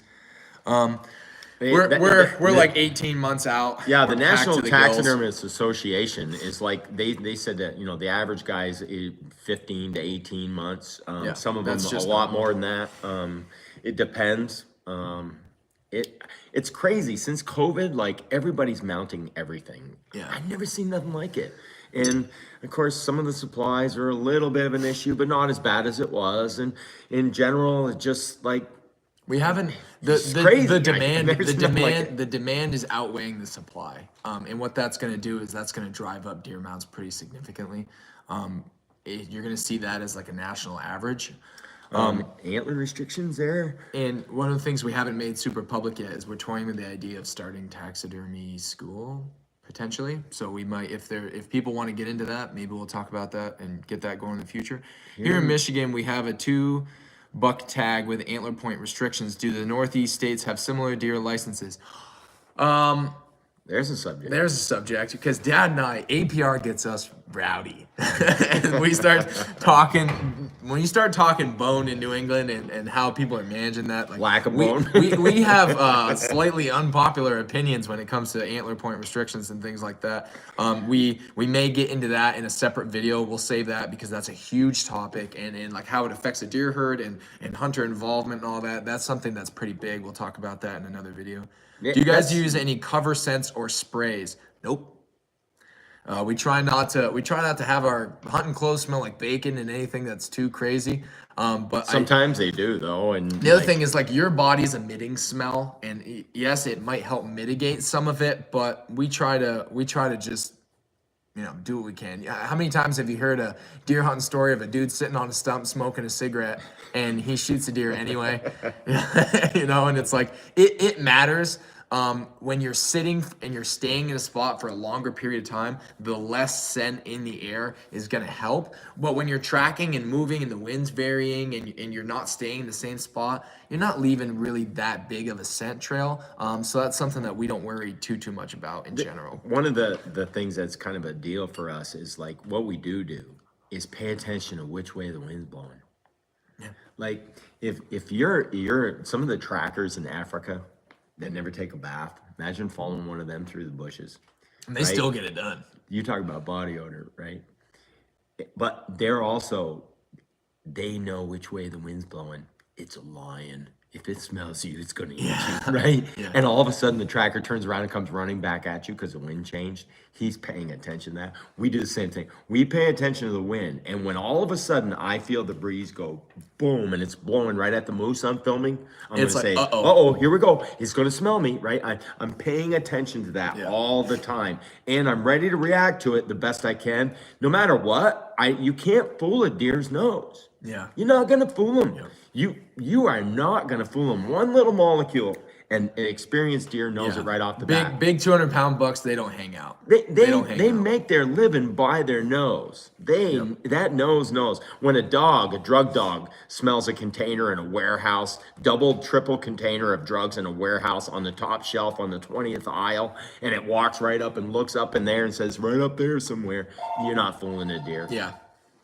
When tracking on snow, do you find you're killing them on the first encounter more often than, say, the second and third? Yes. Oh, it is. Second is pretty good though. Second's not bad. It depends on how hard that first encounter, like how hard you bumped him. The element of surprise, like he doesn't know you're coming, or you're grunting and he's like, "What's that?" and you get a drop. You get the drop on him. That's always going to be your best chance to kill a deer. Always. And the more you stay on him and the more you're pushing him, like exponentially, the worse your odds of killing him are if he's a big experienced buck. Because especially what we run into in Maine is he'll just turn and he'll just leave. He'll run hard for about 300 yards and then he'll stay on a steady trot and it's over. Yeah. And if he just walks and goes, like the amount of distance they can cover, in a short amount of time is scary. They got 4-wheel drive and they know how to use it. And the problem that we have to do is they can just run and leave. We have to continue and keep going and paying attention, which cuts down on the speed that we can cover and make up ground. Because if he goes out and he hammers hard and then hooks and comes back and stands there and we're hammering on the track to try to catch him and he sees us coming through the woods, like it's over. So a lot of times you're not gonna get that many impressions in the day, just because you need to still see him, spot him, and pay attention, regardless of how fast you're going. So that's an advantage that they have on us, and you're always gonna have a better shot at getting them on the first impression, which is why that as soon as you think it's crunch time, really slowing up, creeping, paying attention, and turning your sharpness up to 100 is really super important.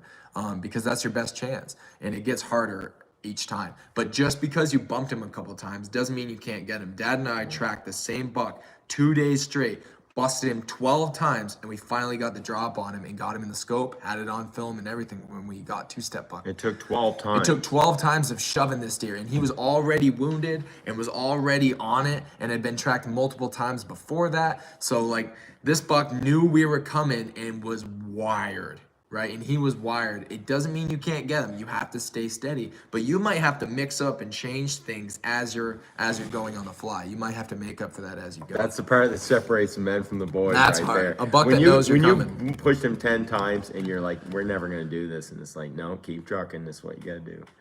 Yep. Sorting out the junk tracks, tactics to sort out nighttime activity.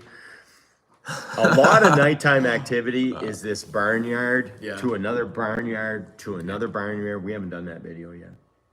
You haven't set that one out that we did yesterday, right? Nope, that one's coming out. We got That a one's video coming out that's soon. coming out just pretty quick here. Wednesday. And it's a whiteboard kind of thing where we talk about this and then again and then over here and then making the most of that.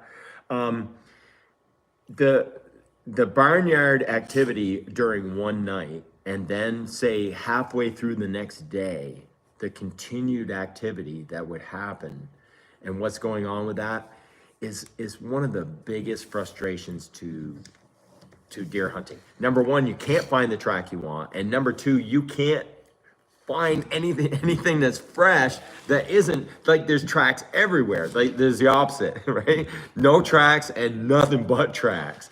And those nothing but tracks times and all that activity is one of the hardest things. Ain't no question about it. And they're part of what will help with that a little bit is knowing those woods year after year. Yeah, having some experience. When I know it's going to be this, and here we go, right? You had snow come, it blizzard, it stopped at the end of the day. The deer moved around that night, and your best chance is first thing in the morning, and hopefully you can cut off some of that night activity and come right closer to the deer and be able to do and catch up with them before they've done a whole nother round of daytime activity on top of some of that. The other thing is like those doe groups. If I know there's a single doe that kind of hangs over on this one spot all by herself, and over here there's 10 does, and if there's going to be a ton of tracks today, I'll leave that super deer activity area for the lesser deer activity over here. You got a chance with her. Yeah. It'll lower those number of deer tracks that you have to deal with. And one of the other things that we'll do is it's the barnyards. It's sorting it. It's working around all of that craziness and not going in through it And doing your best with And it. one of the biggest helps is to have a track that's so big when he walks around everybody else, you still see it and you still notice it. That's something that helps us out a ton. Is if you're on a 220 and he's walking around stuff that's 140, 160. You will not miss his track, and you can take him right through the center of a huge mess of deer activity and not lose it because he just stands out so much. Do you guys have any preferred muzzleloader bullets that you like? I had a super luck with my Barnes 290 G Copper CVA 50 cal. Yeah. We're not a ton into muzzleloaders, mostly because we spend all of our time. If I had to carry a rifle or a muzzleloader in my hand, which one would I carry? I carry a rifle. We've been shooting 250s, for great grain weight, and that's in the 45 and in the 50s, and they've been working good. Yeah, those are fun. It don't matter as long as it comes out the end and hits a deer. I have no real preference to. It's a muzzle loader. They're never going to be fantastic. When deer cross a stream, do you often walk up/downstream to check for tracks first before crossing to see if they crossed back?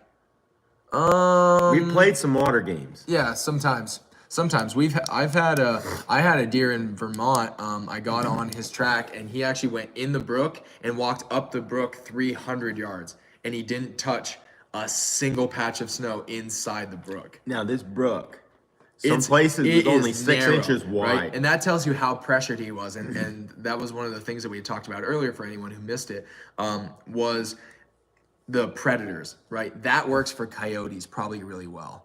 And if you're in a high predator area and if he's walking up the brook to lose people, he knows that that's a trick that's worked. If he does this, he gets left alone.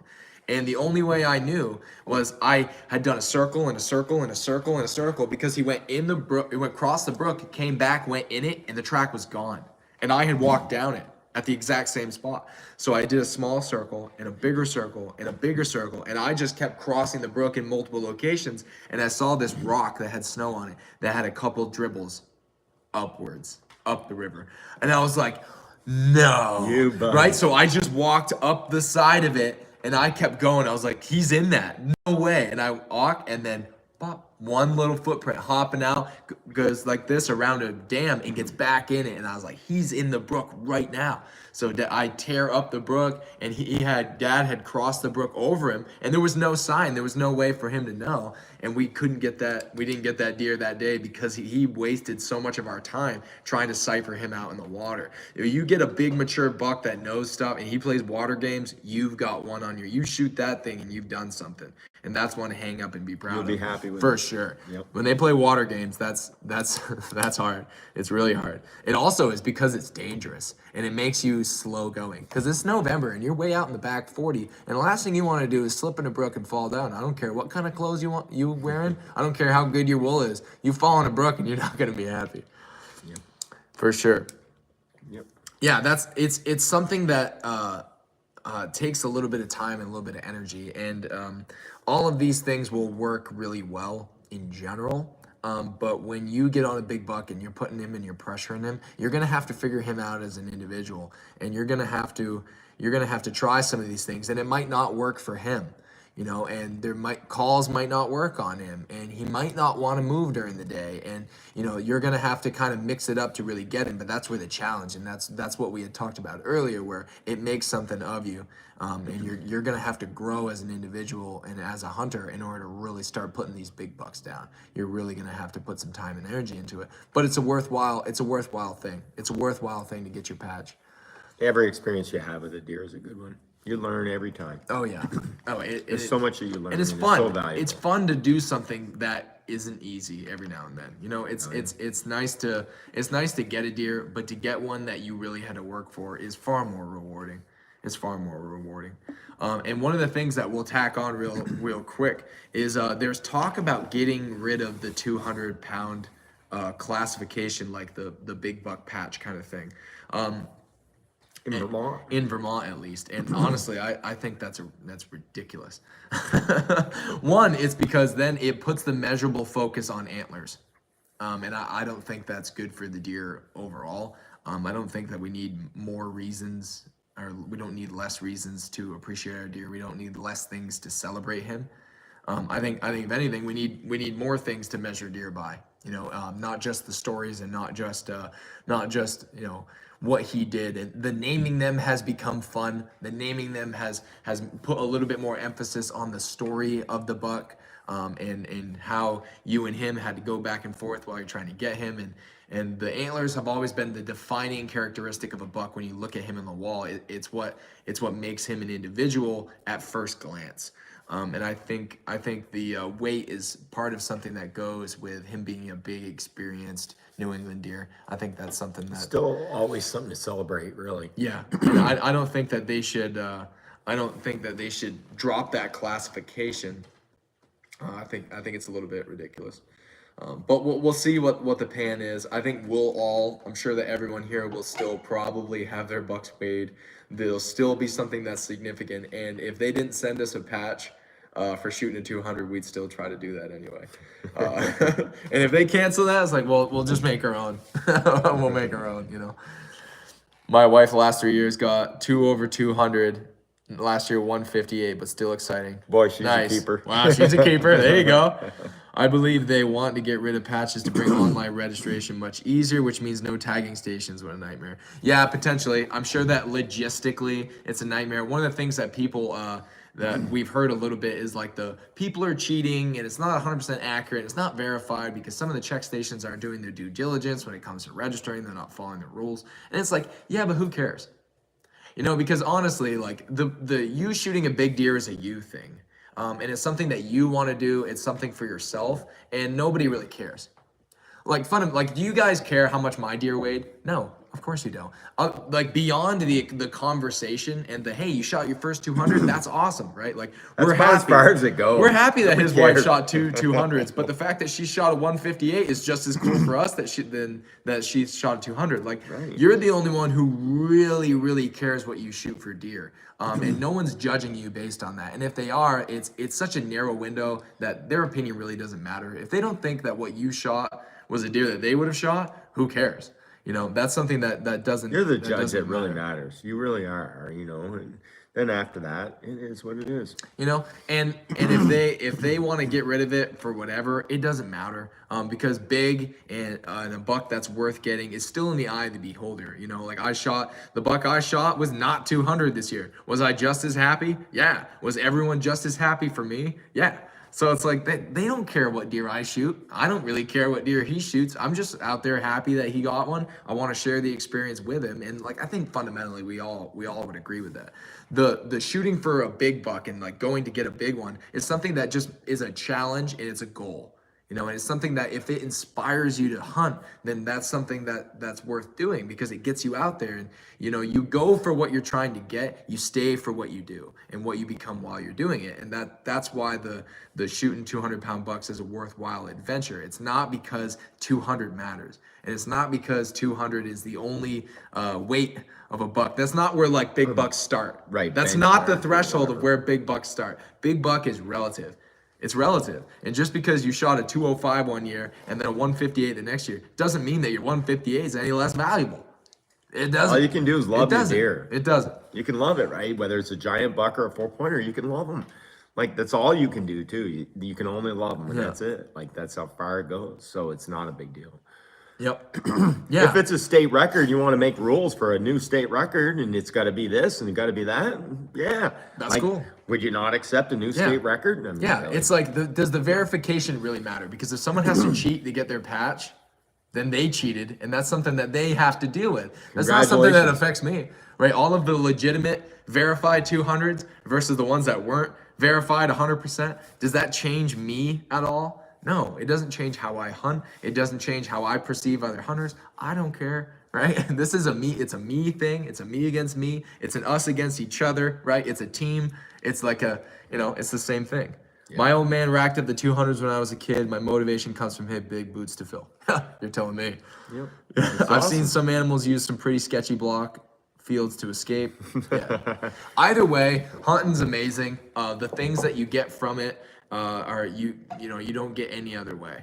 You know, can you give an example of how long you'll drive down a logging road? I am looking for a big buck track versus going in the woods to find one. Depends. It just depends on the day. You go by feel. Like if you don't feel like walking, then you're gonna drive more. If it's pouring rain, I'll ride more. You know, but if it's fresh snow and there's no tracks in general, we use what the conditions are versus like what's changed recently to determine how long we're willing to drive for. If it's old snow, we're willing to drive a little bit more than if it's fresh snow. If it's fresh snow, the odds of you finding a brand new giant track are pretty slim. You might have to go in the woods to kick something up anyway.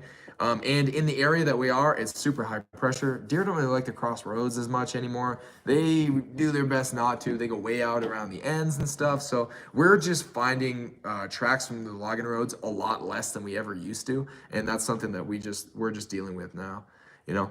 So it's kind of hit or miss. That's going to be up to you. And a lot. And if you have a block of woods that you just want to hunt, you just go hunt there.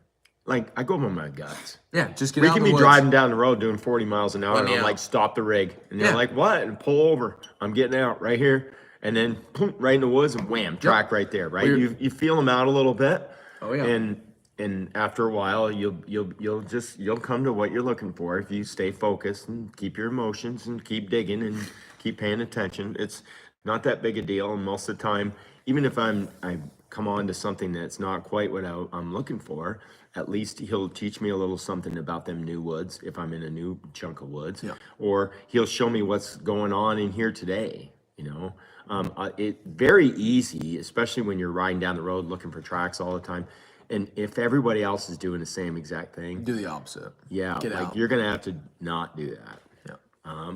And two, like if everybody's been riding the roads like crazy for an entire day and they're not coming up with a thing, well, then I'm gonna find some place with no roads and I'm gonna do a cross section over that. Yep. Right, I'm gonna go someplace steep, someplace no road, someplace very few people, anything just to do something different.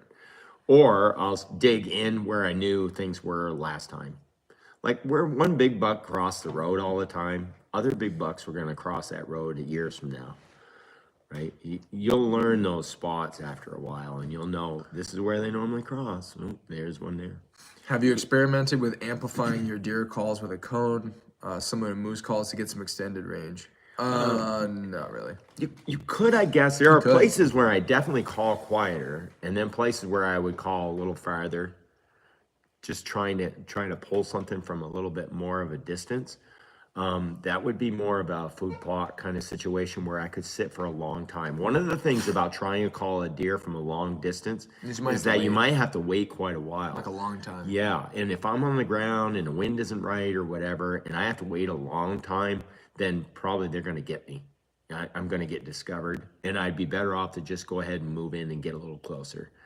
And call a little easier and just keep moving and just kind of working on that way versus trying to pull them from quite a distance unless I can see them. If you can see them, now we're talking, right? Then you can see their reaction to it and whether or not it's working. Who inspired both of you to start tracking? I'll go first. It's how Dad hunts. It's how our family hunts. So I kind of fell into it. And that's we were doing it different. with rabbits as kids.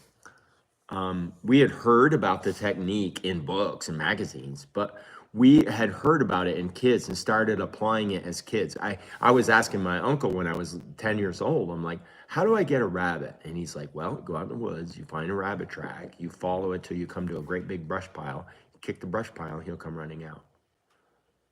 And I was like, really? I was like, yeah. Okay. Sure. Right? So I grab the shotgun and I walk out and I find him, and then I'm following it, and there's tracks everywhere, like rabbits, right? They're everywhere. So I'm like, okay, well, let's just go kick a brush pile. So I go over there and I kick this brush pile and a rabbit comes running out, pow, and I shot him. Well, from then on, I was a brush pile kicking bugger, right? Now that worked great for a while. Then all of a sudden there's only one rabbit. Because I've eliminated the area. It doesn't take long, and you can knock down the rabbit population. Right. Now, I've got to find that one rabbit and figure out which brush pile he's in, which is easy to do when the deer numbers are low. So now I start tracking the rabbit, and I start learning where he goes during the night and how much he moves around. And I've already kicked this rabbit 1,000,000 times and didn't get him. Like the smart one was the one that was left. Now I've got to see him, and I can't just kick it. And he's running before he sees me coming, and he takes off running. And now I've got to spot him. And I ended up learning how to track from rabbit hunting. Yep. Is it true that deer always bed with the wind at their back? No. The wind changes direction, it moves. They're gonna lay down in a spot where they're most comfortable. If they can take advantage of the wind and they lay in a spot where the wind is swirly and comes from all directions, like right where on the edge of a ridge where the wind will come over the top and be swirly, and they can keep a look and an eye on everything, that's a good spot for them to bed. It's not wind specific, it's location specific. They want a little bit of cover. They want something to kind of tuck into a little bit. More often than not, you'll see deer that'll just bed down in the middle of a field, or they'll just bed down in the middle of hardwoods. It's a little less common, but they will do it. You know, they're at home everywhere. They'll just all of a sudden decide that's it, I'm laying down. Yep. You know, and your dog will lay this way and it'll lay that way. It's like, near something, some kind of cover, some kind of change, you know. Flat, high, dry spot Yep. where they comfortable. And a lot of times around a big object of some kind, especially if they get chased by coyotes a lot. Deer will go around the blowdown and lay down on the other side of it. They have a big obstacle. Put something in between them and their backtrack. Yep, that's a good idea. Do you guys do much, if any, preseason scouting in areas you know you're going to be hunting during the season? No, very few. Just the method of how we hunt deer and how we do things kind of cuts down the need for preseason effort. Because if you find a buck track that day and it's a decently fresh track It didn't matter what he did before. It didn't matter if you know the land at all, because you're going to learn that as you go. And the information is coming on a steady stream, Guitar Hero style. You know, if you think about it, it looks like that. And we don't really have to say, well, let's go check this patch of woods or whatever, because we're really banking on snow. And that's really what we work with. If we were going to go someplace new in early season when there wasn't going to be snow, that might change. And we would use probably the same preseason scouting tactics that everybody else would. Yeah, it's clean dressed weight of 200 pounds, right? You got all the guts, you got all the heart, lungs, and liver out of it. Right. Yep. And that has to be checked. And then you have to fill out a form and whatnot. Do you find that deer bed down, up and feed a bit, and then lay back down in the same general area? It depends. Late season bucks will just have the spot where they'll, like, when they're really run down and it's like December, you know, you're talking like the 6th week, they'll get up, eat, lay down, get up, eat, lay down. Sometimes they'll spend 2-3 days in like 200 yard spot or less. You know, when they're really have the feed bag on, they're not going to go anywhere. Yeah. And does can be similar, where they'll kind of hang out in this one little spot. Because does seem to be a little bit more homebodies than bucks are, because they don't need to travel. They're what people travel to. So, or not, well, people, but they're what bucks travel to. So they don't need to move quite as much. So it depends on the season as to how often. Like mid-season, we won't see a buck bed. There'll be times where we won't see a buck bed for like 2 weeks, if not sometimes more than that. Yeah, we had a good 8 or 10 days there in Maine, like from probably the 10th through to the 16th, 17th, 18th, where like we never saw a buck bed, with 5 or 6 of us tracking quite a fair amount on a fair amount of snow too. We never saw a buck lay down. They were on, all of them were on their feet nonstop. That zombie walking, I gotta find something. I just need to move all the time. Yeah. They'll nibble a little bit and keep trucking. Yeah, they'll often just grab a bite on the go. And I'm sure they chew their cud. They'll just stop and stand there and chew their cud a little bit, and then just. And it's one of the reasons why they lose so much weight. Yeah. Like our bucks here will lose so much weight. It's not uncommon for a buck to drop 30 pounds, you know. Any predator trapping / hunting as well, deer predator management, you must come across some really interesting terrain funnels on the track. We're not really big into predator hunting. Really the only kind of hunting we do is deer hunting. We're just mostly into deer tracking and stuff. Well, I think if we pull a moose permit, like we're gonna go for it, obviously, and we'll probably get into some more hunting styles, but really not much into predator hunting. You've done a little bit, you know. I trapped the mouse in the truck. You know, yeah. Well, with a fan. Yeah, right. As far as, you know, like predator management, it seems weird to try to, like, if you want to hunt them because you want to pursue them, that's one thing. It, like, our take on it has always been, it's kind of weird to like knock down the predators in the local area in order to keep more prey for ourselves. That's a little weird. I'm just not into it. And I don't think it makes squat's difference. And I'm sure, as far as, you know, I'm not upset at a coyote killing a deer, taking his time and just slowly chewing on it. Like, I can't suffer that. That's like, nature. It's normal, and you know, like that's just how it goes. You know, the wolves will just push the bison in the water and just keep harassing him till finally they get him dead. I mean, that's just what they do. It's kind of normal. I don't worry about it all that much, for the most part. Coyotes are kind of self-limiting kind of predator. They've reached a saturation point in most of the Northeast now. Like, everywhere they are is about what you always have generally in September. The most amount of them are alive in September. You know, all the babies have been born. They're all up. They're all running. Then in the spring, you know, you get down to 4,000 or 5,000, probably 5,000 maybe, and then 8,000. Kim Royer would always say it was about the saturation point for most of Vermont. If you shoot the shit out of them locally, it definitely makes a difference.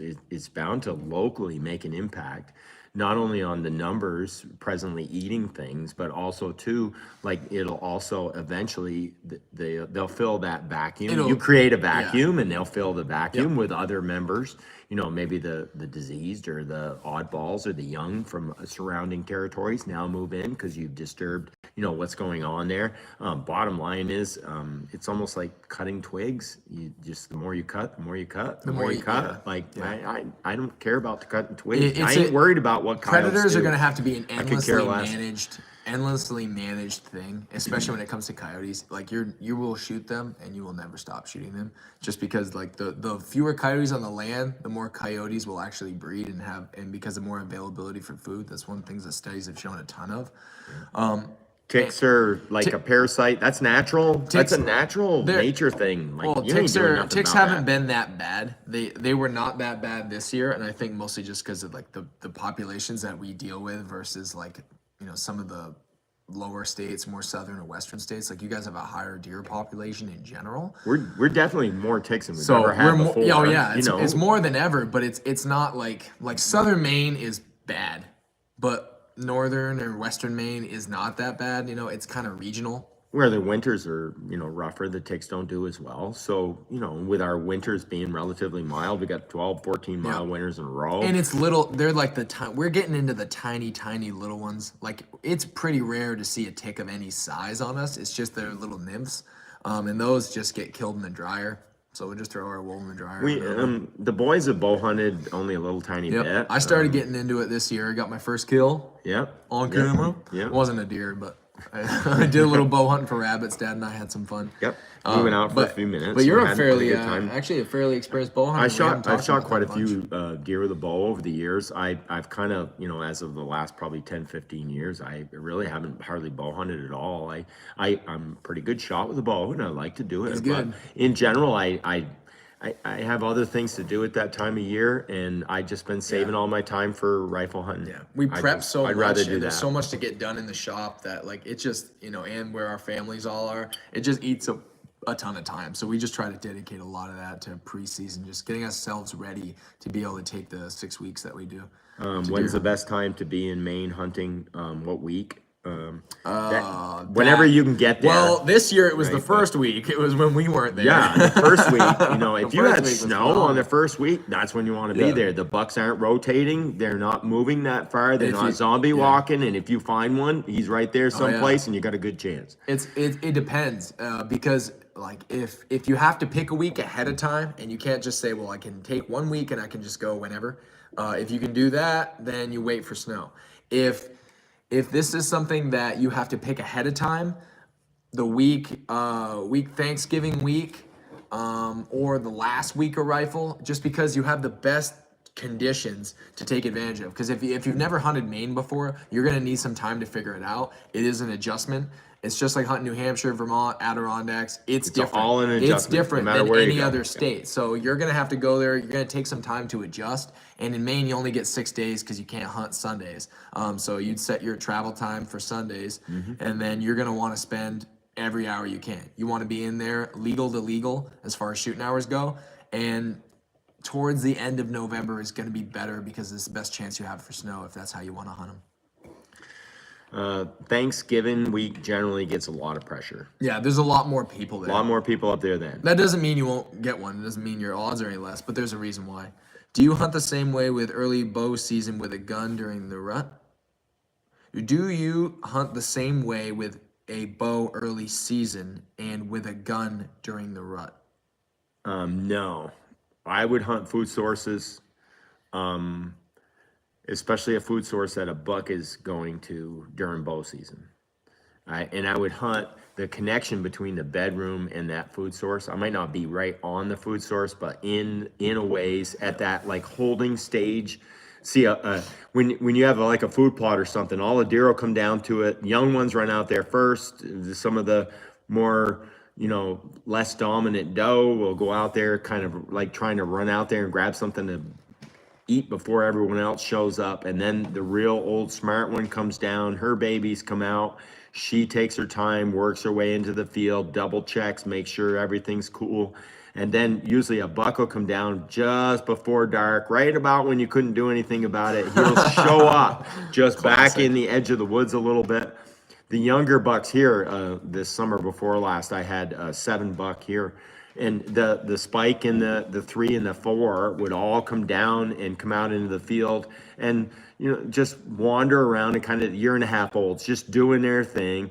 And then later on, all of a sudden the 6 would show up and then the 8 would show up. but it would be, you know, the rainy day, the oddball weather before they would come out in the daylight. And the bigger ones would stay back in the shadows more. So I would hunt back away from the food plot, just in that holding area before they would come out into the field. I would always bow hunt that. I like to be, you know, in that holding. The other place was like an apple tree way back in the woods that I could hunt in the middle of the day near a bedding area. I love to be beside the highway.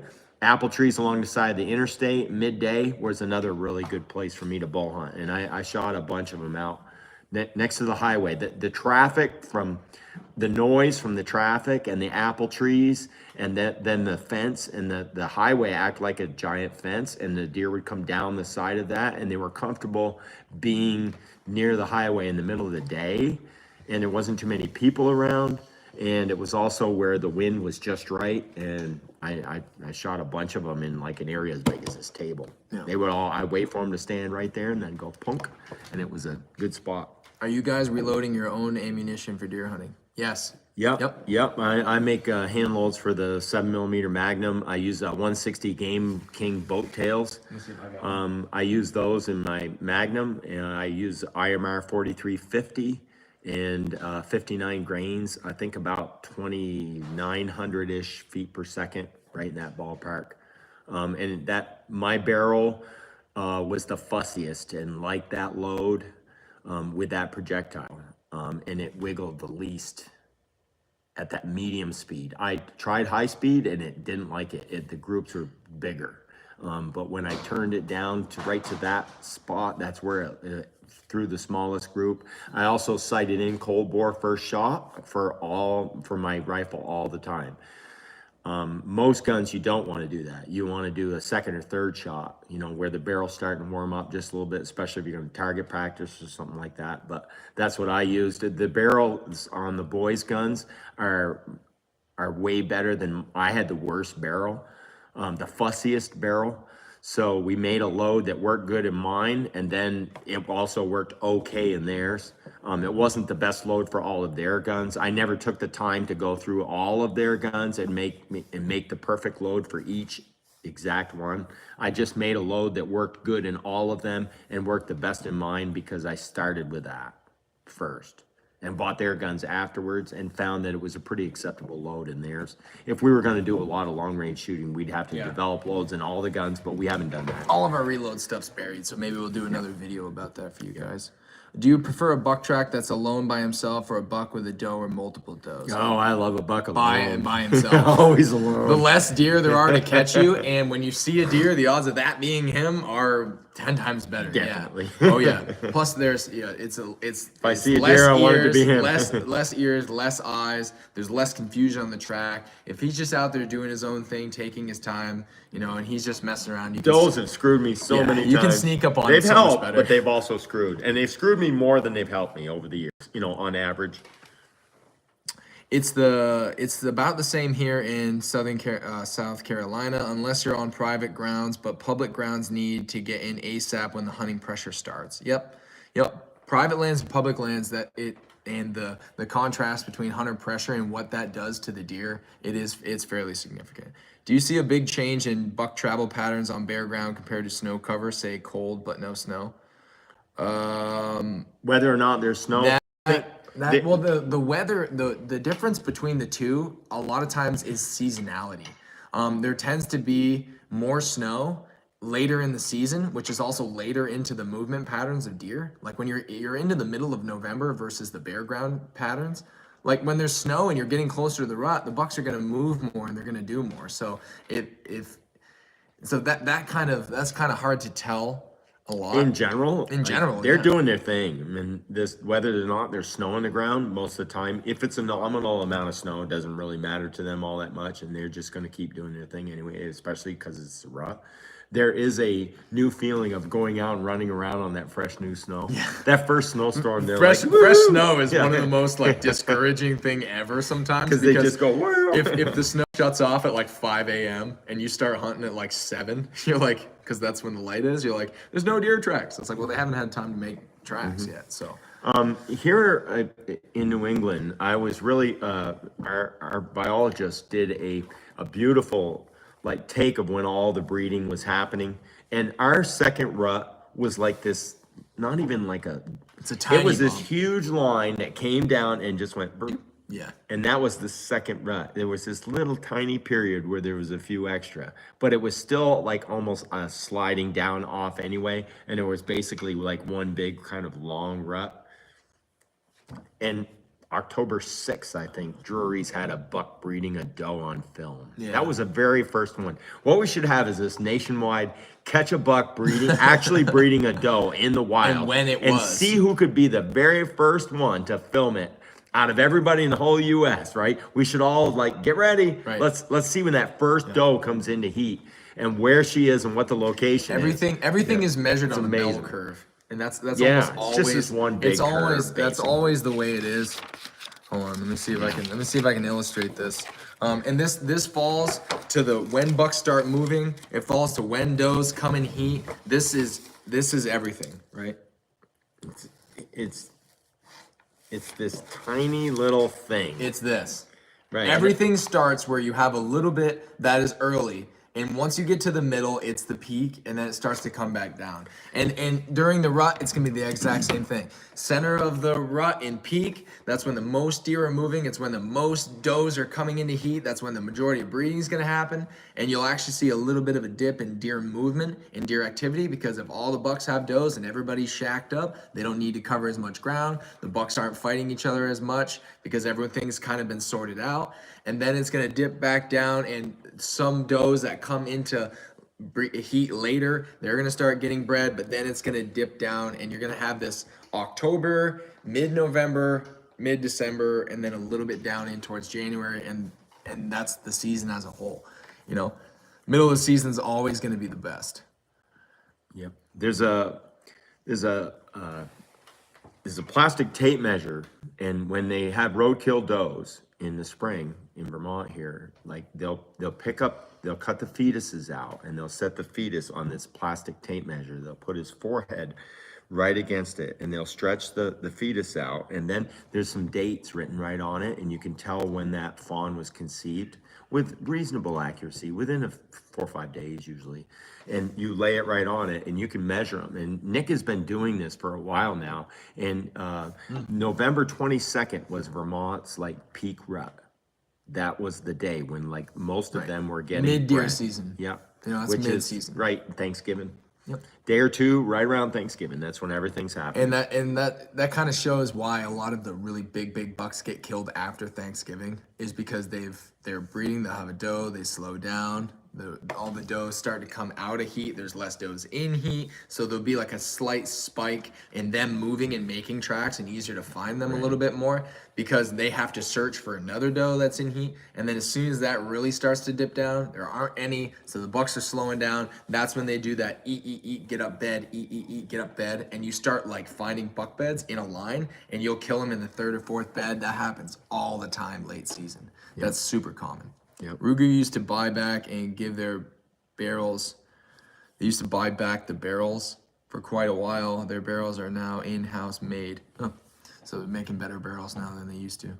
Well, that I couldn't tell you too much about. I can't believe Sure. my barrel isn't, shot out and done. It's pretty good. When I slide a shell inside the muzzle, I slide a projectile down into the muzzle a little bit. It's still snug. It's not as snug as his brand new-ish barrel compared to mine, and it's not shot out, so it's wiggling around. I have not put the rounds through my gun that you have. No. And Not even even mine, close. like I've taken like an 8mm Mauser from the war, World War II, and you slide that bullet down inside the muzzle, and it just goes clunk, clunk, clunk, like it's not shot out like that. But boy, my barrel has got some definite wear. I'd love to slide a bore scope in it and have a look at it. It definitely is.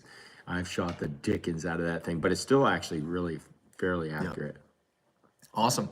Hopefully there was some decent insights into this. Hopefully we give you a few things to think about when it comes to shooting a giant. Yep. We won't plug up your whole day. We won't take your entire day, especially a lot of you are going to prep for the Super Bowl, things like that. Yep. And weekends are precious, so you want to make sure that you use them properly. And we really appreciate you guys carving some time out to hang out with us and chat. And of course, any questions, stuff like that, you can always reach out to us. You can DM, message, whatever, leave comments on our stuff. We do our best to get back to you guys as much and as frequently as we can. Hopefully you had fun. Hopefully some of these stories were enlightening. And if you guys have any suggestions for topics for the next live stream, if you want to do it, you can drop those in right now. You know, we can think about those things and kind of chew on them a little bit. Yep. It might not become a weekly thing, but we'll try to do these live streams a little bit more, and that gives him a chance to possibly do some of these things at night or whatever. Because as you guys know, we ain't always around, and we're not always together. When we do our best to make something for you guys whenever we get back together and we have some time. Yep. Okay. Yeah, it's weekend. good. Thank you guys so much. It was a phenomenal time. We really enjoy these live streams, chatting with you guys on Sunday, having coffee, talking deer hunting and stuff like that. We really do enjoy it, and hopefully you guys did as well. Thanks. My little girl loves watching you guys, and she loves her hat. Thank you. That's so cool. That's one of the things we've been on. We've been really humbled by the amount of youngsters that are really starting to take a liking to deer hunting and watching the channel and stuff. Bunch of them have signed my hat. Yeah, and like we're signing kids hats, and and they're telling us what they like, and that we got them into deer hunting, and that they watch us all the time, and that's really cool, and it's really humbling. We really appreciate that people find our channel and what we do something that their kids can watch, and that they feel comfortable letting your kids watch our channel. That's phenomenal, and we really appreciate that. Yep. But thank you guys so much here from Mountain Deer. Maybe the next live stream we'll get some of the other guys on. I'd love to get Coco Puff on a live stream. Him live, that's a risky move. Yeah.